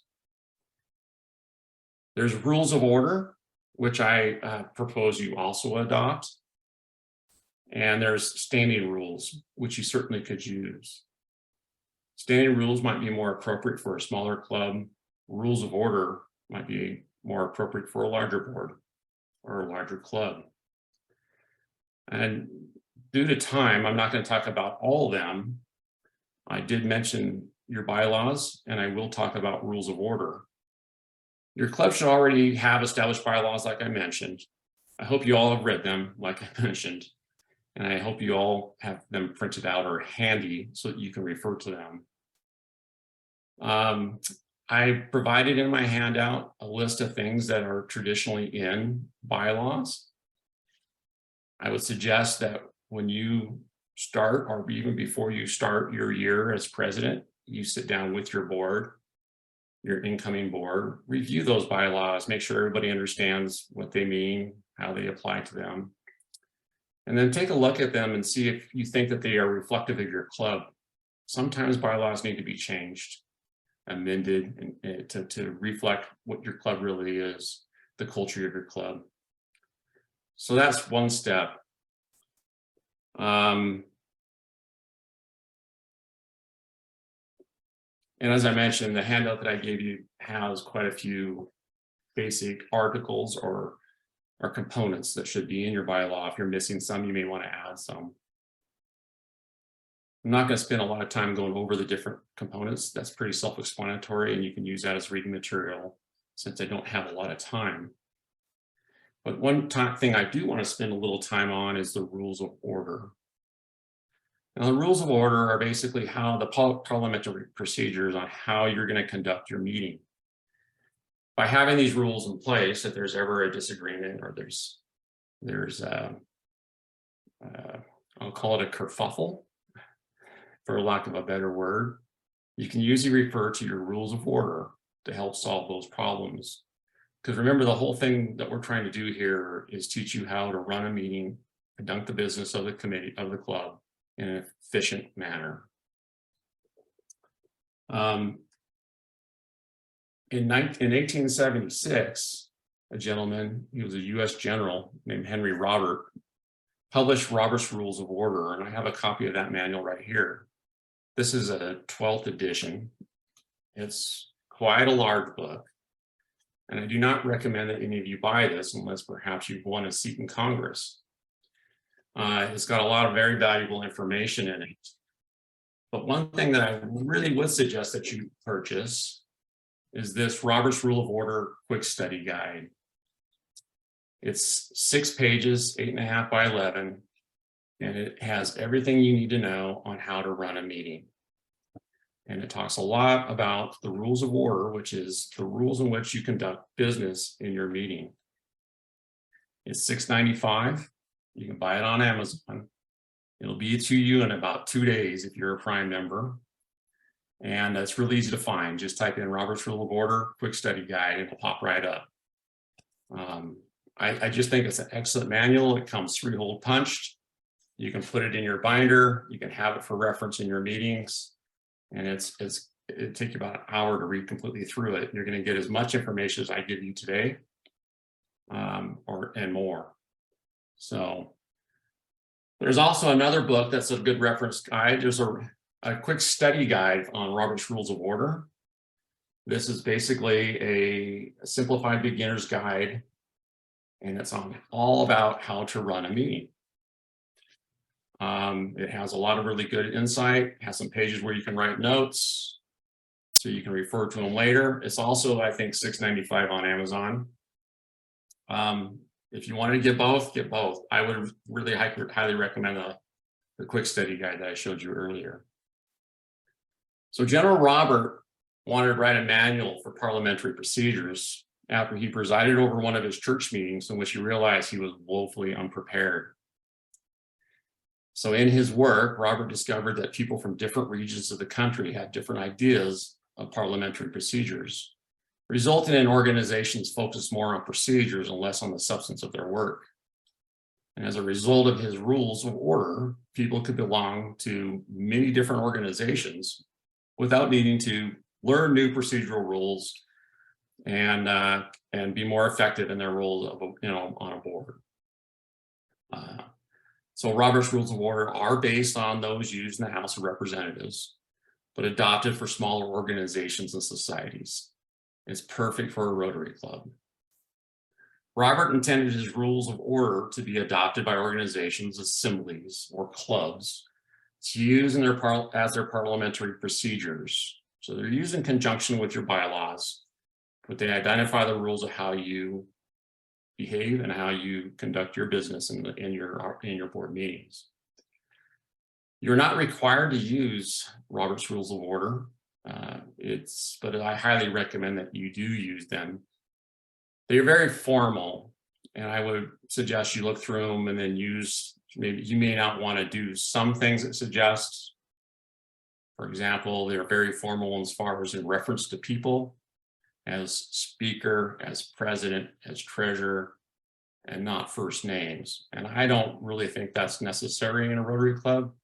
Use first names by all means. Much of what's contained in the handout that I sent you, I got right out of this pamphlet. So it's very, very useful. So let's start here. So I got about 6 minutes left. So let's start by, how do we start the meeting? To start the meeting, the chairperson, which is you, after July 1st, the president of the club will call the meeting to order.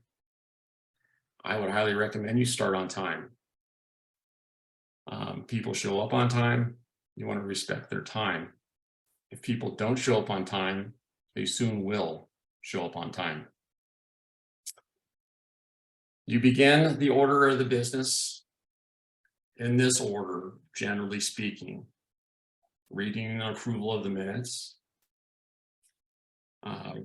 Reports then come from officers, and traditionally in a Rotary Club that would be a treasurer's report and a president's report. You'll have special orders, and those typically include special business, something of priority. Under special orders, generally when I ran a meeting, if I had a speaker coming in, somebody from another club coming in to propose a project, somebody coming in to talk about one aspect that I think the board needs to know about, I put them there in my agenda. And I put them there because it's up in the front of the agenda. I'm respecting their time, and they don't need to be there for the entire business that's conducted later on. Then you are going to go into old business, which is basically unfinished business, unfinished reports.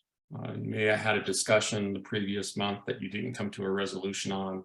Ask somebody to go back and evaluate a couple different options, and then you come back and settle up your old business.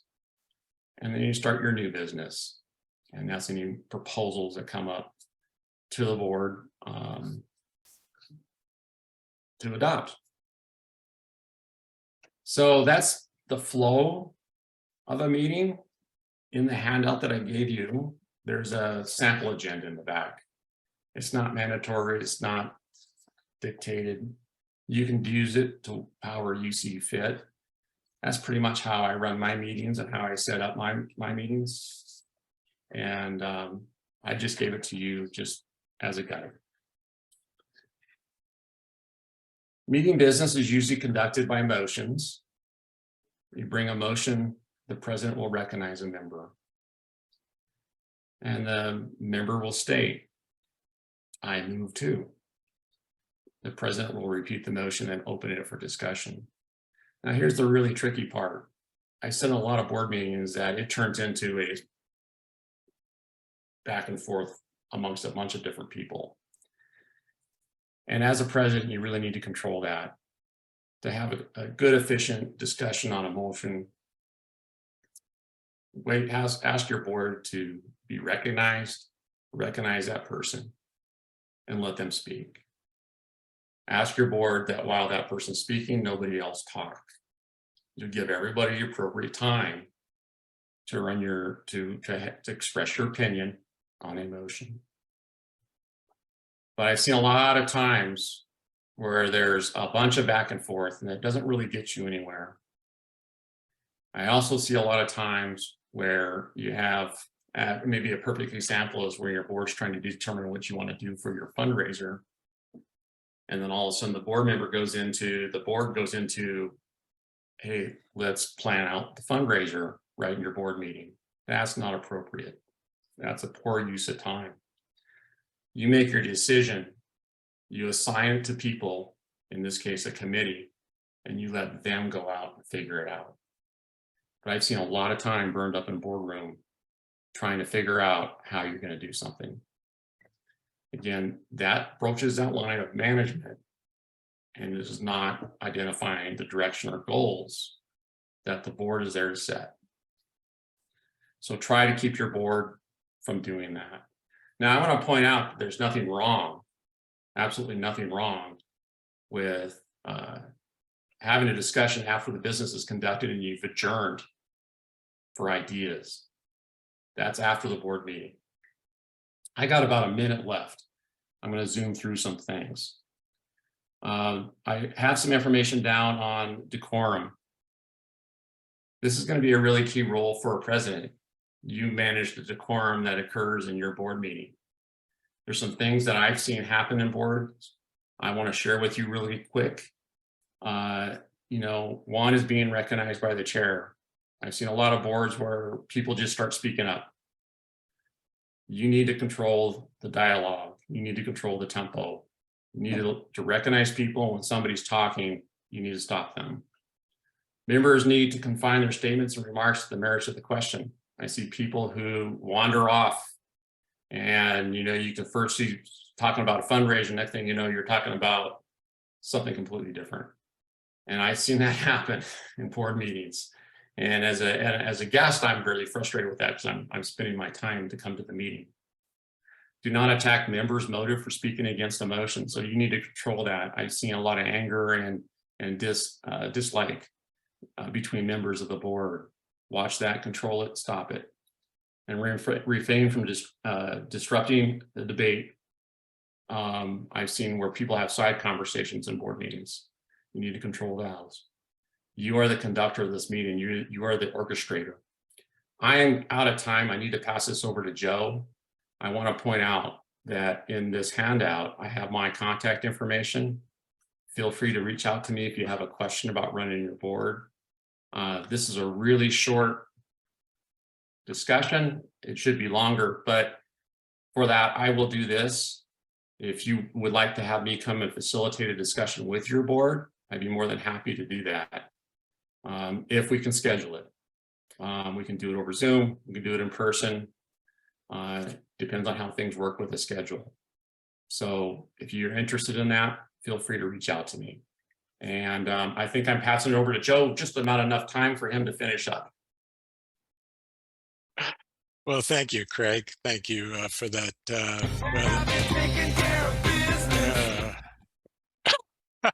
Oh, one more thing, Joe, if you don't mind. I forgot the one thing that I really wanted to say, and it'll take me just 1 second. Sure. I want you to keep this in mind running your board meetings. Most importantly, I want you to remember that you are a volunteer. This all seems kind of stuffy, but just go out and have fun. Thank you, Joe. Thank you. And just had a couple of, before we delve into my area here, just a couple of additional comments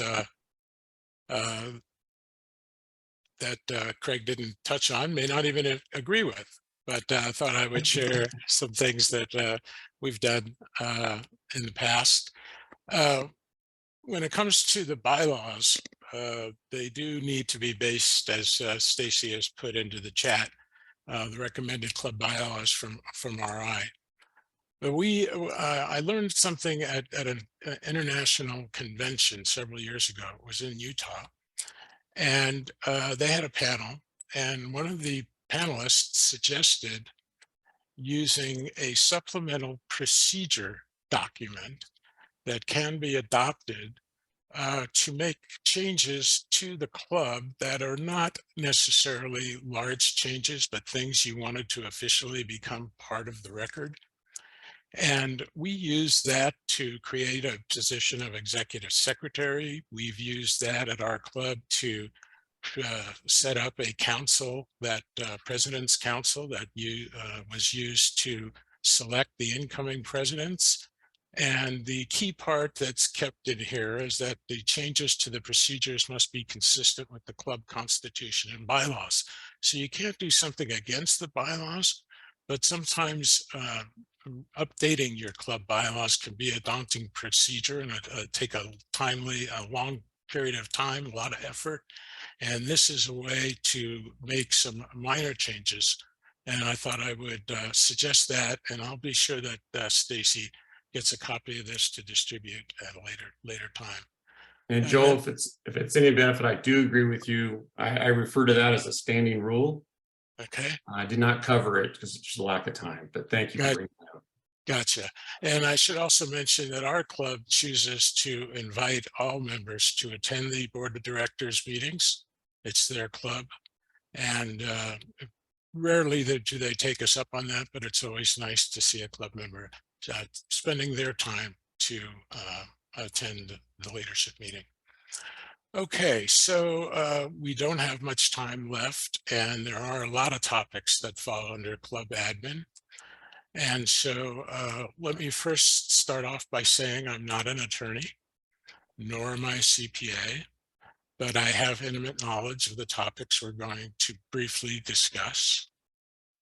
My wife Cheryl and I led the forming of our club's charitable foundation. I contributed to the forming of our district foundation. Cheryl has served as your district treasurer for several years, and I'm currently in my 4th year of at least 6 as your zone treasurer. So first, we're going to start and talk a little bit about budgeting and finances. Now, if your club has 2 entities, in other words, if your club has a Rotary Club and also has a club foundation, you have 2 entities. And then, of course, they each have its own bank account, its own financial records and budget. But what if you don't have a separate foundation? What if you're simply a club doing it all? Well, you really do need to account separately for your fundraising income and your expenditures. You do not want to commingle those club and fundraising dollars. So we suggest you keep separate books, even if you're only using one bank account. You probably made a promise to your supporters at your fundraisers that these funds they donate will be used for community purposes, and you don't want to be in a position of using donor money to pay for your meals or other club expenses. You and your board should create the budget. Perhaps at your board retreat, identify projects or events that you want to be funded. Try and determine how much is needed to fund your projects, and then determine how you're going to fundraise to achieve those goals. And Craig, who went before me, contributed to this point right here. He says, change your viewpoint from what you think you are going to do to budgeting for what you want to accomplish. I like that. And then, of course, throughout the year, your club treasurer should provide timely reports for your board of directors meetings. Next. Entity filings. If your club or foundation is a corporation, most likely they are a nonprofit corporation, be sure your club annual filings are kept current. In Nevada, an annual filing of officers is required. California requires a statement of information and at least an initial filing with the Attorney General's Register of Charities. Now, both California and Nevada have easy to use entity search websites where you can just Google Nevada business entity name search or California business entity name search, and you could look for your organization, your Rotary Club, and it'll show you some background, including the last time you filed, as well as your current status. And I'll never forget, many years ago, John Sullivan, past District Governor John Sullivan, who is just such a detailed individual. He was an attorney. He took it upon himself to check every clubs in the district to see if they were current with their filings. And you'd be amazed at how many were not. So I encourage you to do that. Next, please. A 501c3 or a charitable foundation. The main benefit of a 501c3 is the acceptance of donations that could be tax deductible to the donor. Now, having a 501c3 also adds credibility to your fundraising efforts. You have to apply for this designation with the IRS, and it does come with its own set of rules, but all of this is clearly beyond the scope of this talk. The downsides of setting up your own foundation or 501c3 is that there's additional costs to set up and maintain, and additional rules to abide by to maintain this designation. Now, if you don't have a 501c3, you should consider using our district community fund. Consult the District 51 website for the benefits and guidelines, and this could be an easy way for you to solicit tax-deductible contributions without having to form your own charitable organization. Next, please. Tax filings. So clubs are all under Rotary International's umbrella and are considered 501c4. As previously mentioned, if you have a charitable foundation, it would be a 501c3. Now, both are exempt from federal income tax, but still must file an annual return. Your gross receipts will determine what form that filing takes place. And if you're a California club, you must also file a state income tax return. Now, fundraising rules may differ in each state, and they can get especially tricky when you cross state lines. But even if you're within your own state, you really do need to make sure about fundraising rules, especially when it comes to things like running a raffle. And we've seen a long-term Rotary Club have a fundraiser where they collected a substantial amount of money for a number of years, but had never registered their raffle. And this president-elect decided to register the raffle, thinking he was doing the right thing, and perhaps he was. But it turns out their fundraiser was not compliant, and they were shut down, and they've lost a major source of their income to this day. So please do check out the rules in advance if there's any question in your mind. Now, here's another, nope, back up, please. Back up, please. Thank you. So here's another question on sales, concerning sales and income tax. And that is if your club is eligible for a sales tax exemption. So these are two different animals, and many people get confused. So we talk about 501c3 and C4. This all has to do with income tax filings. Now, sales tax filings is something you do with the state, whereas the previous designations I was talking about have to do with the IRS and federal taxation. So is your club eligible for a sales tax exemption? Well, my club has both a club entity and a club foundation. And we asked the state of Nevada for a sales tax exemption for our club foundation, and we're so issued. And so what that means for us is when we go to Walmart or wherever to buy presents for kids or wrapping material or materials for a project or whatever, we don't pay sales tax. And those dollars can add up. But then we took it a step further and we went back to the Nevada taxation and requested a sales tax exemption for our club. And what we said was, well, we meet regularly to plan, design, figure out how we're going to organize all of these charitable events that we put together. And the Nevada State Sales Department said, okay, you're entitled to a tax exemption as well. And so that means when we meet for our meeting at lunch and pay our bill to the hotel, we are not charged our sales tax on those meals either. So it adds up over time, and I would certainly think that you should apply, at least in the state of Nevada, for a sales tax exemption or both. Frankly, I'm not sure how California works, but from my work at the zone, I do know that it's considerably more difficult. And again, for all tax-related information, seek advice from a professional or a taxing authority itself. Next, please. Club Runner, Ray did a marvelous program on Club Runner earlier. We then went to break and we had a quick discussion, and Ray was in agreement as well with this, that we recommend that you update Club Runner first when you're coming to put your club officers in. And the reason is that the integration between Rotary International and Club Runner is one way. So if you put your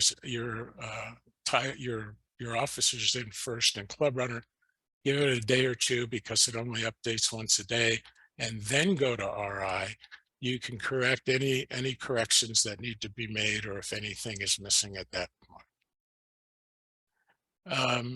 One other thing I'd mention regarding officers and Club Runner is we use the executive secretary title at Club Runner, and it does pass through to Rotary International.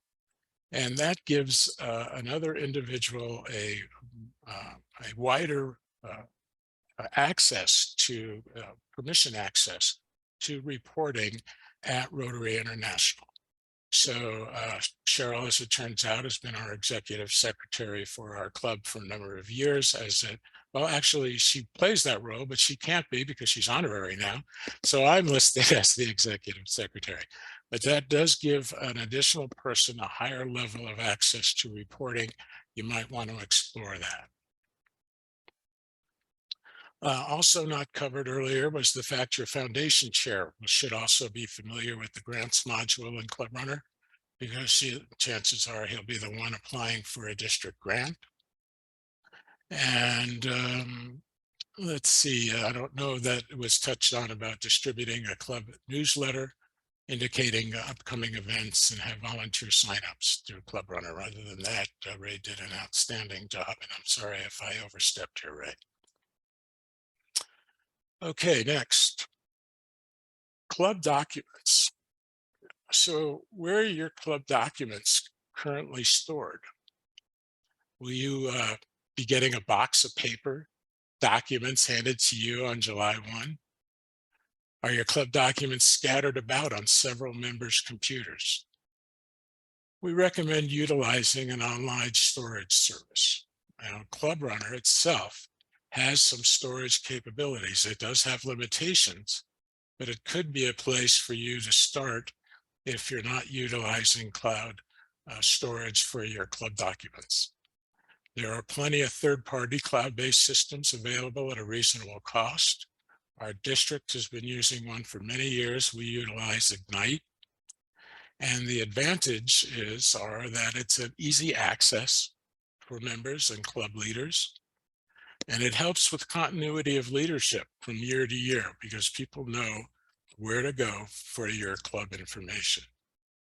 Some suggestions are, of course, Club Runner, a service called iDrive, Google Drive, Ignite I'd mentioned, and also Box.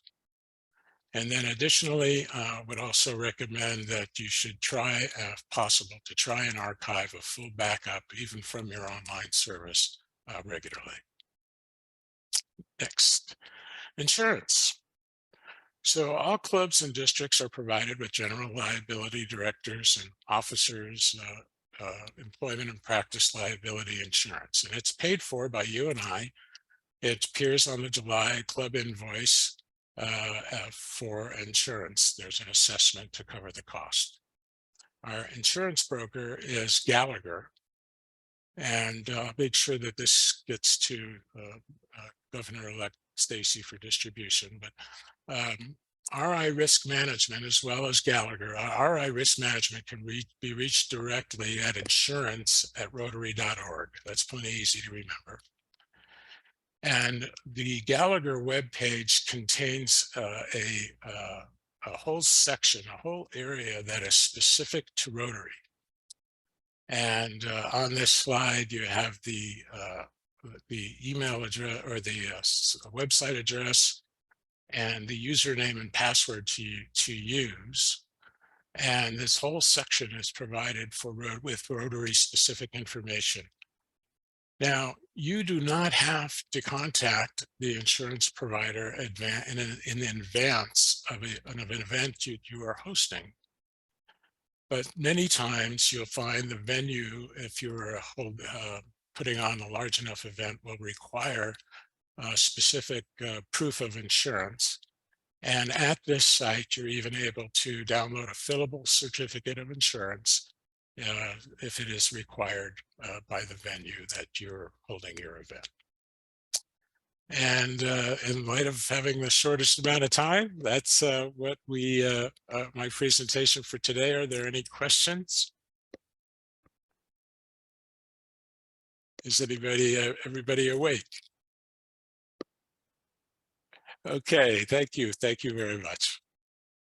Actually, I have a question, Joe. Sorry, I'm Yeah, clapping, but I'm supposed to raise my hand.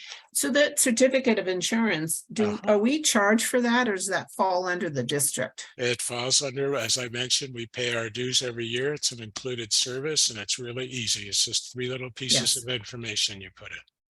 Great, thank you. Josie, Auburn Sunset Rotary has a hands up question. A hands up So question. Tracy, take it away. Unmute yourself, Tracy. It's always that. I have a question about filing state tax returns. I know you mentioned it, and I didn't quite catch all that. So can you just tell me a little bit about how to go about that? Okay, so clubs are some form of an entity. Most of them are nonprofit corporations. And there's no corporate income tax in the state of Nevada. So in California, you would be required to file a corporate income tax. You may not be liable for anything. I'm not, again, an attorney nor a CPA. But we do have many clients in the California side, and they do have to file California state returns. All right. All right, and we have incoming area governor DJ Joe with a question. Thank you, Joe. Can you explain that raffle aspect again? Well, this is a particular rule that existed in Nevada, and there was a certain percentage of money that had to be returned. What they had was a car raffle, and one of the members would actually donate the value of the car, and they would solicit and sell raffle tickets to win the car. And California's got some sort of goofy rule, that's not surprising, as to the percentage of the money that needs to be returned as part of this raffle. And apparently they were not in compliance with it, not in compliance. And so they had a sweet deal. They were selling, they had a free pass with the utilities there. And this was back in the day where you got your utility bill in the mail, and they allowed them to put in a stuffer, and they sold zillions of tickets every year. But apparently they didn't meet that threshold of returning a high enough percentage to be considered in compliance. They had to return the money, a percentage to who? California? No, to the participants. And don't hold me to this, Joe. I can try and find the specific, anybody of the Carson, this was the South Lake Tahoe Rotary Club. And so Guy Leach could tell you the story. If you know Guy, he'll have all the particulars on it, or any long-term member. I was kind of on the sideline as an observer of all of this, so I don't remember the particulars. And that's why I'm just encouraging you guys to take a look if your state has any specific rules in regards to what your fundraising is. Do you know where I would look in Nevada? No, sir, I don't. But I'll offer to try to find out for you. We're with you, Joe. Thank you. Okay. Okay, a couple things in chat, and then we'll get to Tom's hand that is raised. There's two different percentages in chat regarding California. One is 90, one is 80. I don't know which one to go with, guys. Yeah, so, okay. So you see that there's potentially a problem there, is the point. And Terry from 49er Rotary does say 50-50 raffles are illegal in the state of California, and he's still stating it's 80. So we're going to go with 80. You got two as 80. Yeah, that's right. Yeah, and then Janet from Truckee Noon says nonprofit raffles, State of California Department of Justice, office at the Attorney General. That's So- a link, but it's not underlined when I copied it. So just type that in. And I thought I read 90, but That's can look awesome, there. Janet. That's great. I see this is definitely a subject that we really did need to cover today. Probably, I'm going to say probably need some more time at a later date on. Yeah. I'm going to go with President-elect and current President Tom from Tahoe City. Go ahead and unmute yourself, Tom.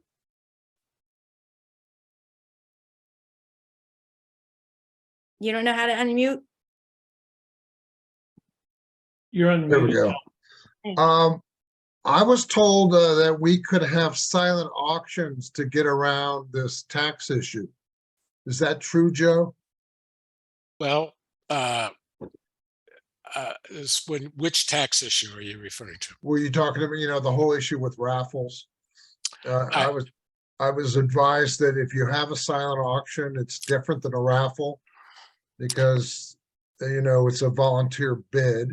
You have to claim the money on your income tax, but you're not subject to the raffle constraints.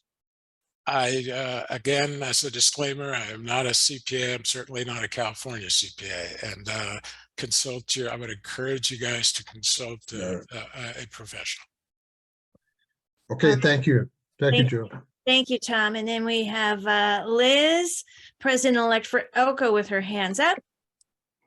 So anybody with Nevada, if you go to the Nevada Gaming Control Board, they actually have a simple fact sheet that says what you can and cannot do, because they did try to pass a law where you couldn't do raffles and they decided the paperwork was too bad.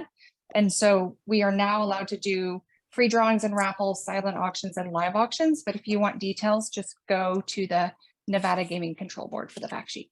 Awesome, Liz. Thank you. Wow, thank you, Liz. Thank you very, very much. There's a lot of happenings in chat right now, so I'm going to put this out here for all of you that are on this today. How many would you put by a raise of hands virtually?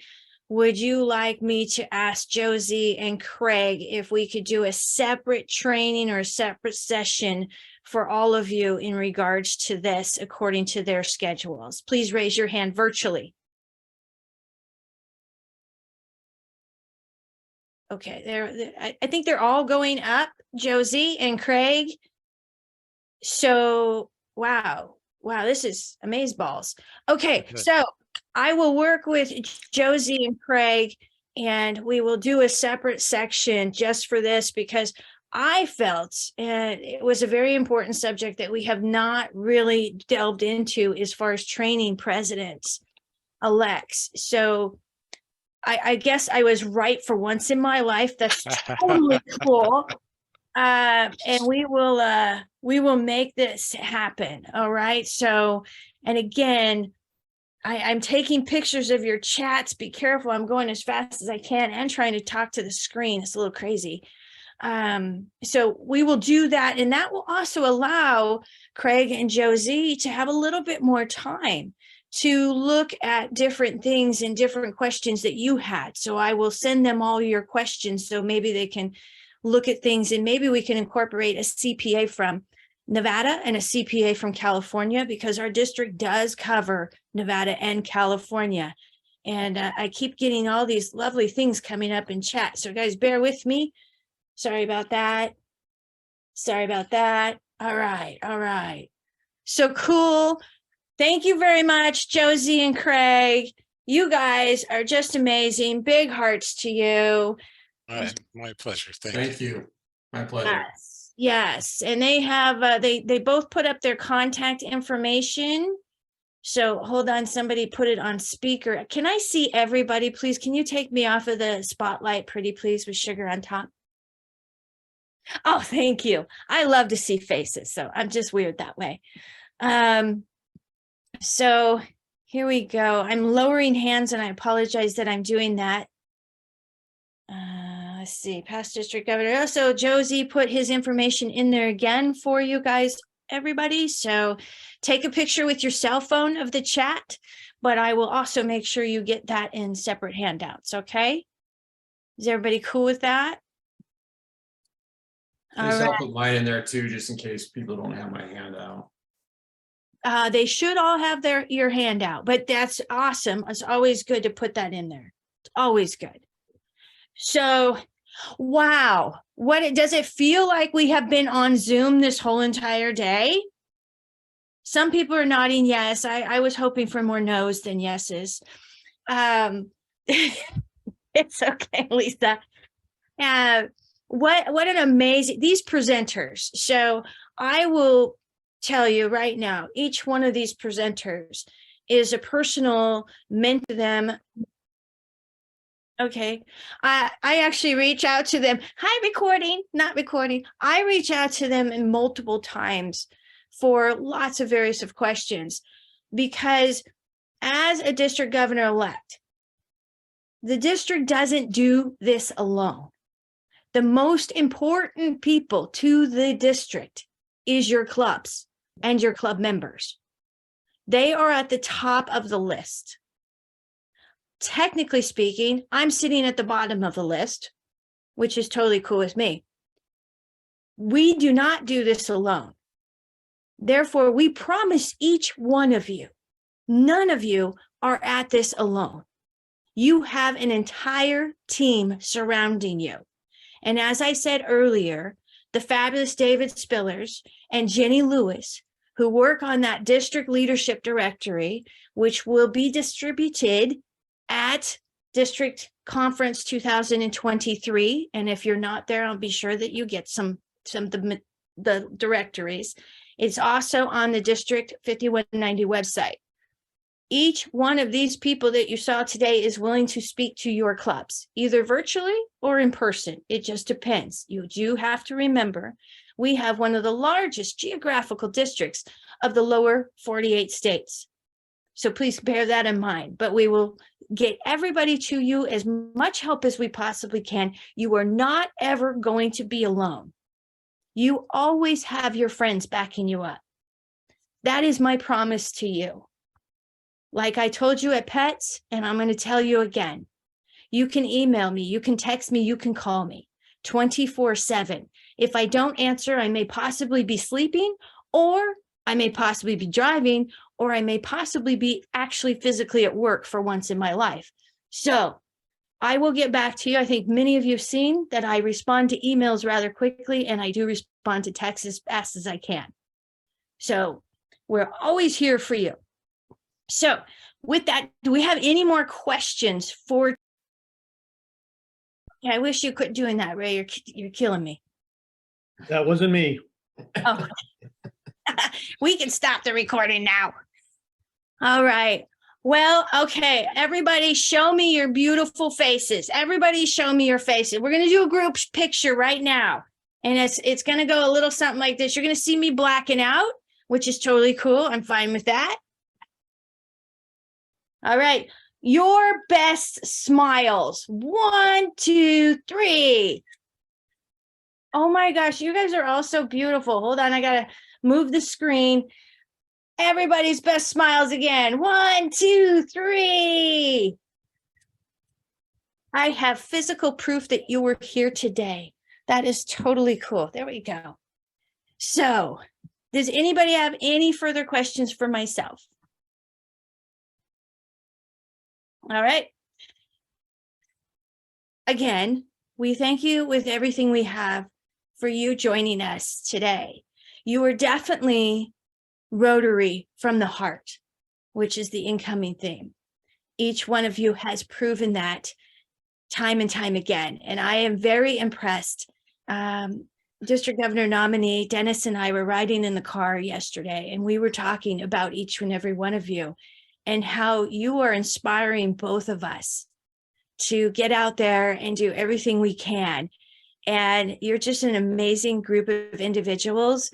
And I'm not going to cry again. So I'm going to ask Ray to show the slide for the next upcoming training. Do you have that slide ready, Ray? All right. So that's the next. Who are those people in that picture with that fine, handsome Rotary International president-elect? All right. Next upcoming training is Club Learning Leadership Assembly, and it's virtual again. I know some of you don't like it, but I know some of you adore it. We will promise to make it fun and engaging and enlightening. So registrations will be up soon. We had to get through this, but we're going to put that up. Please encourage every member of your club, not just your club officers, every member of your club, even new members, because we will have something for everybody. So I encourage you to get as many club members as possible for that Club Leadership Learning Assembly, because it will help your club. It's not for the district, it is for you. Everything we're doing is specifically designed for you and your clubs. You have spoken to us for about a year now. We have listened, and we are still listening. So I want to bid you adieu. I want you to go out there and enjoy the rest of your day. And again, with everything in my heart, thank you so much for joining us today. Bye.